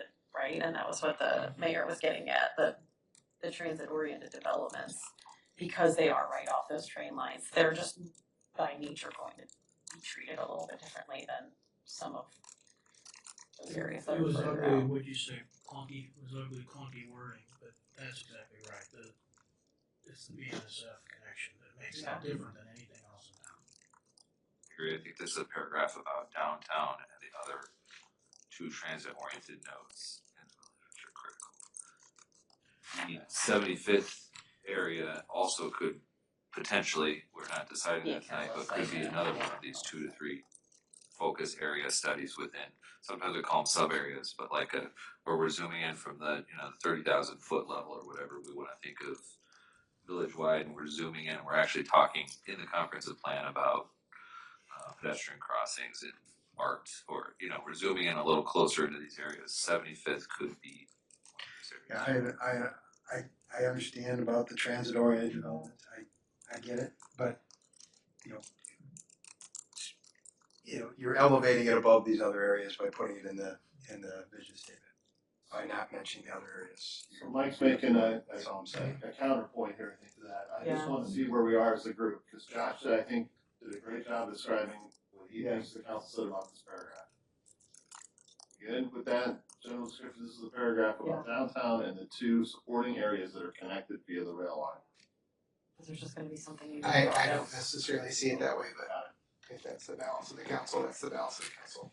I'm just not quite understanding why the other 2 train station areas fit in this vision. You think this should just be heart of the downtown, heart of the community downtown? Yeah, I was gonna say, if it's just downtown, it's one thing, but if you're gonna include Fairview, I feel like you do. The other thing about Except I not. I disagree.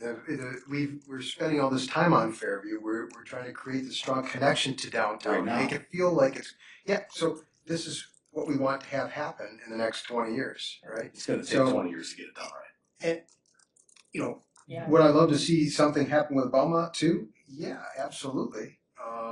I'm not sure what, I'm sure it's gonna look different. And I don't believe it's gonna have a strong connection to downtown like Fairview will. For one thing, it's geographically further away. But I think that there's a lot of places in town. To me, I see Fairview as a really strongly connected area down. I think if we're successful in this, the lines get blurred. You know, and this is where I was, if you really want to get bold with this, right? That becomes this, people are gathering there, they're feeling like, even in the Fairview area, that's kind of a central place. So I don't see Belmont ever being that. But it's still not, there still is only a heart. You're not gonna do, this. Okay. Can I throw something in here? Downtown is a maturely developed, it is the result of 25 years of great work by lots of different people. That's in one stage. We have Fairview, which is in a stage of beginning of that, but we are more active in that than we are anywhere else. And then Belmont, let's just call it a little pie in the sky at this point, opportunity. So is there a story in that what we have in the downtown, we identify what's important and all of the things being, that's the vision that we realized and will continue to support. And then as we look to areas like Fairview, like Belmont, we will look for, ways to have those same types of results. It's more of that's the evolution vision amongst those two areas. So I think I would take it maybe a half step different and say that we have achieved it, you're right, with downtown, and we will achieve it with Fairview, and we will look for opportunities to achieve it with Belmont. Exactly. That would certainly get at what I'm trying to get at. Yeah. You're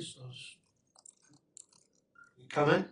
You over here? I'm coming a little bit. Yeah, I bet if we had I some just feel like in terms of a priority. That we were talking about, Yeah. all the way down to Belmont. Exactly, because it's all transit. So this is a vision statement. Okay, but People gonna. you're getting very technical or tactical with But that. that's That is that's one a narrative. element of You use the growing word Belmont. story. That's a great way of putting it. Yeah. I mean, I think Yes. that's an entirely Yeah. appropriate way to get at. That's the story we're trying to. Yeah. This is a vision. This is a story. It's not a tactical. Right. I think that would, is some kind of wording along those lines that these guys would dream up of. But even if you want to portray it as there, like, I think there's ways to portray that we're getting there, and I don't know. Downtown I'm is overselling it. You got it. No, I think you. Yeah, no, I think. Yeah. I think, let's give it a shot. Okay. I think there's enough head nodding here. I'm pretty sure Josh got it. Am I right? No? Yeah. Yeah. Okay, Mike's a little. I'm still floating out there a little bit, just because I feel like, to me that if we're gonna say something about Belmont, which is something that we haven't spent any time on. Yeah. We certainly ought to be saying something about some of the other commercial corridor areas in town that need attention, that we actually have gotten a bunch of community feedback on. Now, I'm okay with that, I just don't think it's in this paragraph. Correct. We're talking about paragraph. That's what I think. It's not in any paragraph. Yeah. So give me another paragraph then, or give me. Okay, but it doesn't belong in this paragraph. Give me something that points to it. Be in the third paragraph. With the top paragraph on this page, third paragraph totally, because that's more commercial corridors and Yeah. a little more outside of. What specific, say again? That's I think in your, Yeah. in terms of you talking about other areas, I think that would be in the third paragraph where we talk about new businesses and small businesses and large thriving markets. So that was the business Yeah. friendly. I did point out Ogden as, not mentioning specific corridors, that doesn't mean that we can't. We could still pull in and mention, of course, we could make this more specific. Well, we'll take a shot at some of the concepts. Thanks, See Sam. if we can drop them in here. Yep. And then, got it. I got one more thing on that paragraph. Of course you do. I don't know if we all weighed in or not, but Leslie, you said something. I think the two things that were mentioned were art and connectivity that weren't sort of embedded here yet. And I don't know where we landed on those. I even though it says cultural, I prefer to include the word art, cultural and art and cultural. I know how often they're used interchangeably. I get that, but we're trying to say stuff. So does anybody else feel that way? I don't feel like they're interchangeable, but I feel like cultural subsumes art. That it includes art. as well. If your goal is to have art, why not say art? That's where I'm, yeah, That's that's what where I'm- I'm at. That's what I'm thinking. If this really is something that we're putting a lot of focus on, like, we should say it. I'm totally fine with that. I just felt cultural covered that. So I do too, but I get it. Well, It's not something that So are we? I'm willing to put down my red pen on it. Yeah, no, I'm good with art. We want Alright. art, let's have art. It will reflect both culture and art, Alright, specifically in the business side. thank you. So Mayor, to your earlier point, Well, then it's quarter every time. Chris? yeah, so help me understand then cultural elements. What might they be? What might they be? They could be library branches, they could be live performance centers, they could be gallery settings. Art, I think, is, in my mind, is probably a public display of some kind. So we could say public art. Cultural could be cultural centers, actually, Yeah. very literally, Yeah. right? Cultural elements to me sounds more like a thing sitting on a thing. Or a That to That me. does not for me. Thing sitting on a thing, I like. Alright, I gotta say, it does not for me at all. fine. Be that way. I thought of it as a smaller scale. As Yeah, to me, cultural element doesn't connote a mural. or a sense, or It's a not cultural right. center. It certainly doesn't No. say that. At least if you're going to separate it from art, like you say public art, I think mural, but that means that cultural element is something else. And what is that? And I wasn't sorry, but I wasn't thinking about a library branch. I was thinking about a whole bunch of things, most likely facilities of some Same. kind, as opposed to a thing on a thing. Or heritage. Providing space for or- something to yeah, happen. Yeah, spaces. Or, Spaces yeah, I and don't know, I see it in a more facilities. broad sense. Okay. Elements, I'm struggling with. Yeah, maybe that's why. Yeah. But if you guys, I don't Well, know. I think Experiences? one of the challenges is where the words are, there's literal and there's also what we're trying to convey. Right. They're not as clean as it might want it to be. Yeah. I mean, elements certainly does include the things we're talking about. Right. But we're trying to say more than that sometimes. Because to me, you could say that, like, there's a culture, a certain culture in Downers Grove, right? That's not saying that there's public art, and that was kind of, I think, where I went with this. That's elevated. And that, was where that's why I thought of separating out art. Yeah, art's good. Art. All right, at the risk of being a buzzkill, Yeah. it is 10:15. Yes. And we've got a little more than halfway through this. So we probably ought to pick it up again. Yes. Anybody disagree with that? I said I'm okay with that. All right, we're not done, and so I guess the other thing I'd like maybe is, unless somebody's really got a fire underneath them, maybe we wait on additional comments till next time too. We're gonna be back at this at least one more meeting. So. Do you, Josh, you and Dave feel like, you guys have work to do now as a result of this? Do you feel like you've got the information needed to do the work? We do. If you all were to bear with me for another 2 or 3 minutes, maybe I could quickly run through just a bit of an orientation of the rest of the memo. I would suggest that. Sure. And I won't go into as much detail as I was going to. So goals, I like this slide. I sometimes use the goal of a 6-minute mile as something illustrative. Something that I could work toward and take baby steps toward. I used to do that. Probably not going to hit that again in my life, but I could start eating better, sleeping. There's things that I could take. There's actions I could take to work toward that goal of a 6-minute mile. So the goals are not as lofty and aspirational as the vision statement, but they should be things that the village, the community, Downers Grove can work toward. So that's how to read these goals, which do align with the chapters and elements of the comprehensive plan. I won't go through each and every one of them, but we have a goal for land use growth and development, housing and neighborhoods, economic development, transportation and mobility, community services, facilities and public infrastructure, and sustainability, parks, recreation, and open spaces.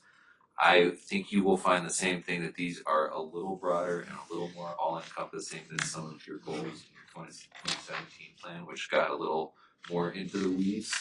And that's by design. We're trying to keep the goals as an umbrella for that section of the plan. Underneath, I don't have them in the presentation, but underneath each goal, we have what we call key recommendations. That's also a House of Levine pivot. We've found that talking about objectives and trying to determine, is this actually an objective or is it a recommendation? A lot of people get in the weeds with that, including myself and other planners that I know.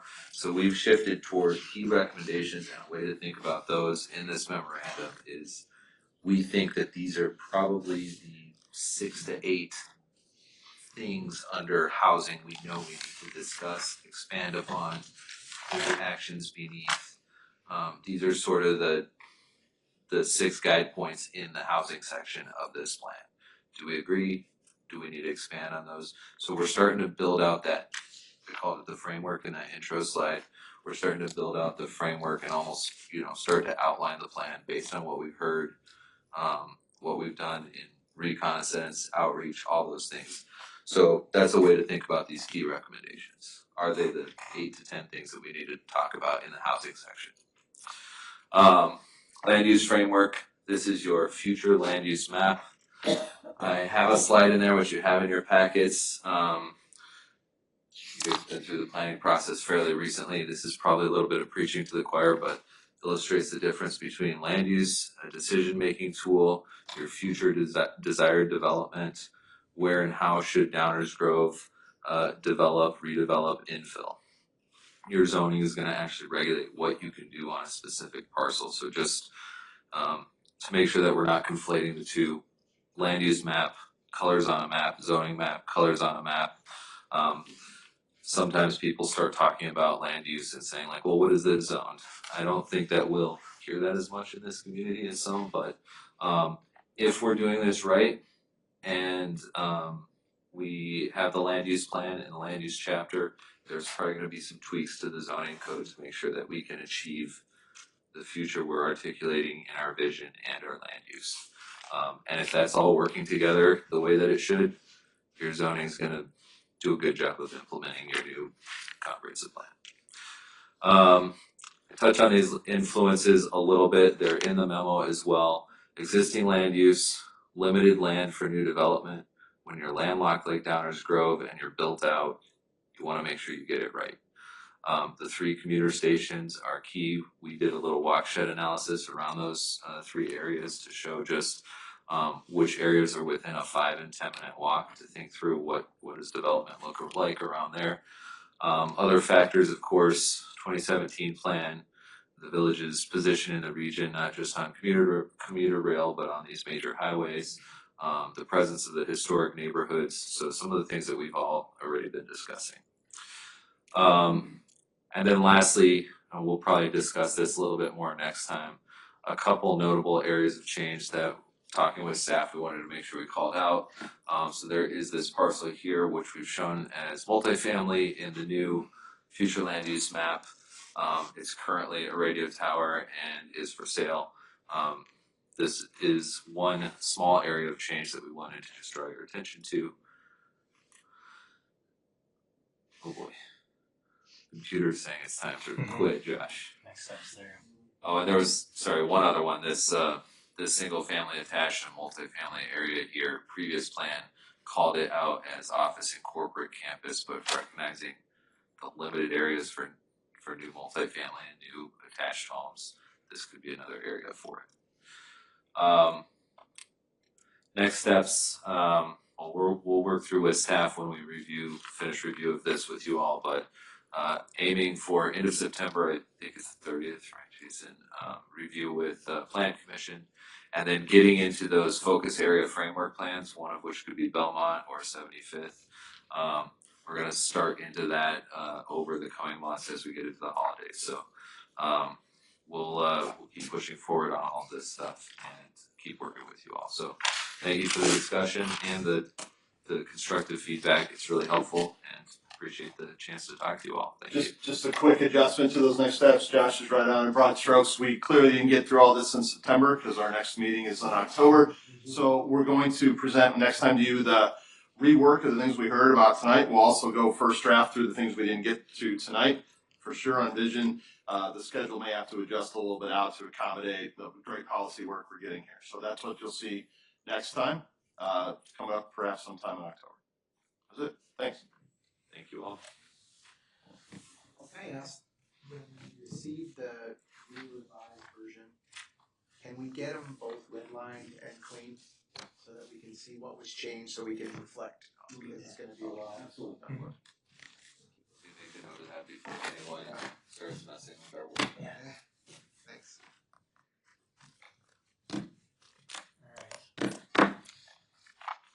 All right, let's I'll wrap it up, guys. I'm hoping that everybody will come back. We normally take a bunch of comments at the end, but here's the thing. We're not even through the first document. We're gonna get another round of red lines, and then we're gonna be back into it again. So what I would like to ask is folks in the audience, hold comments if you want, or even better, send us emails. Because what's gonna happen is we're all gonna see this red line version that Chris has to continue to think about it. And then come back to our next meeting because we'll be on this very subject again. Anything else from council? Motion to adjourn? So moved. Second. All those in favor say aye. Aye. Opposed? We are adjourned. Thank you all. Good night.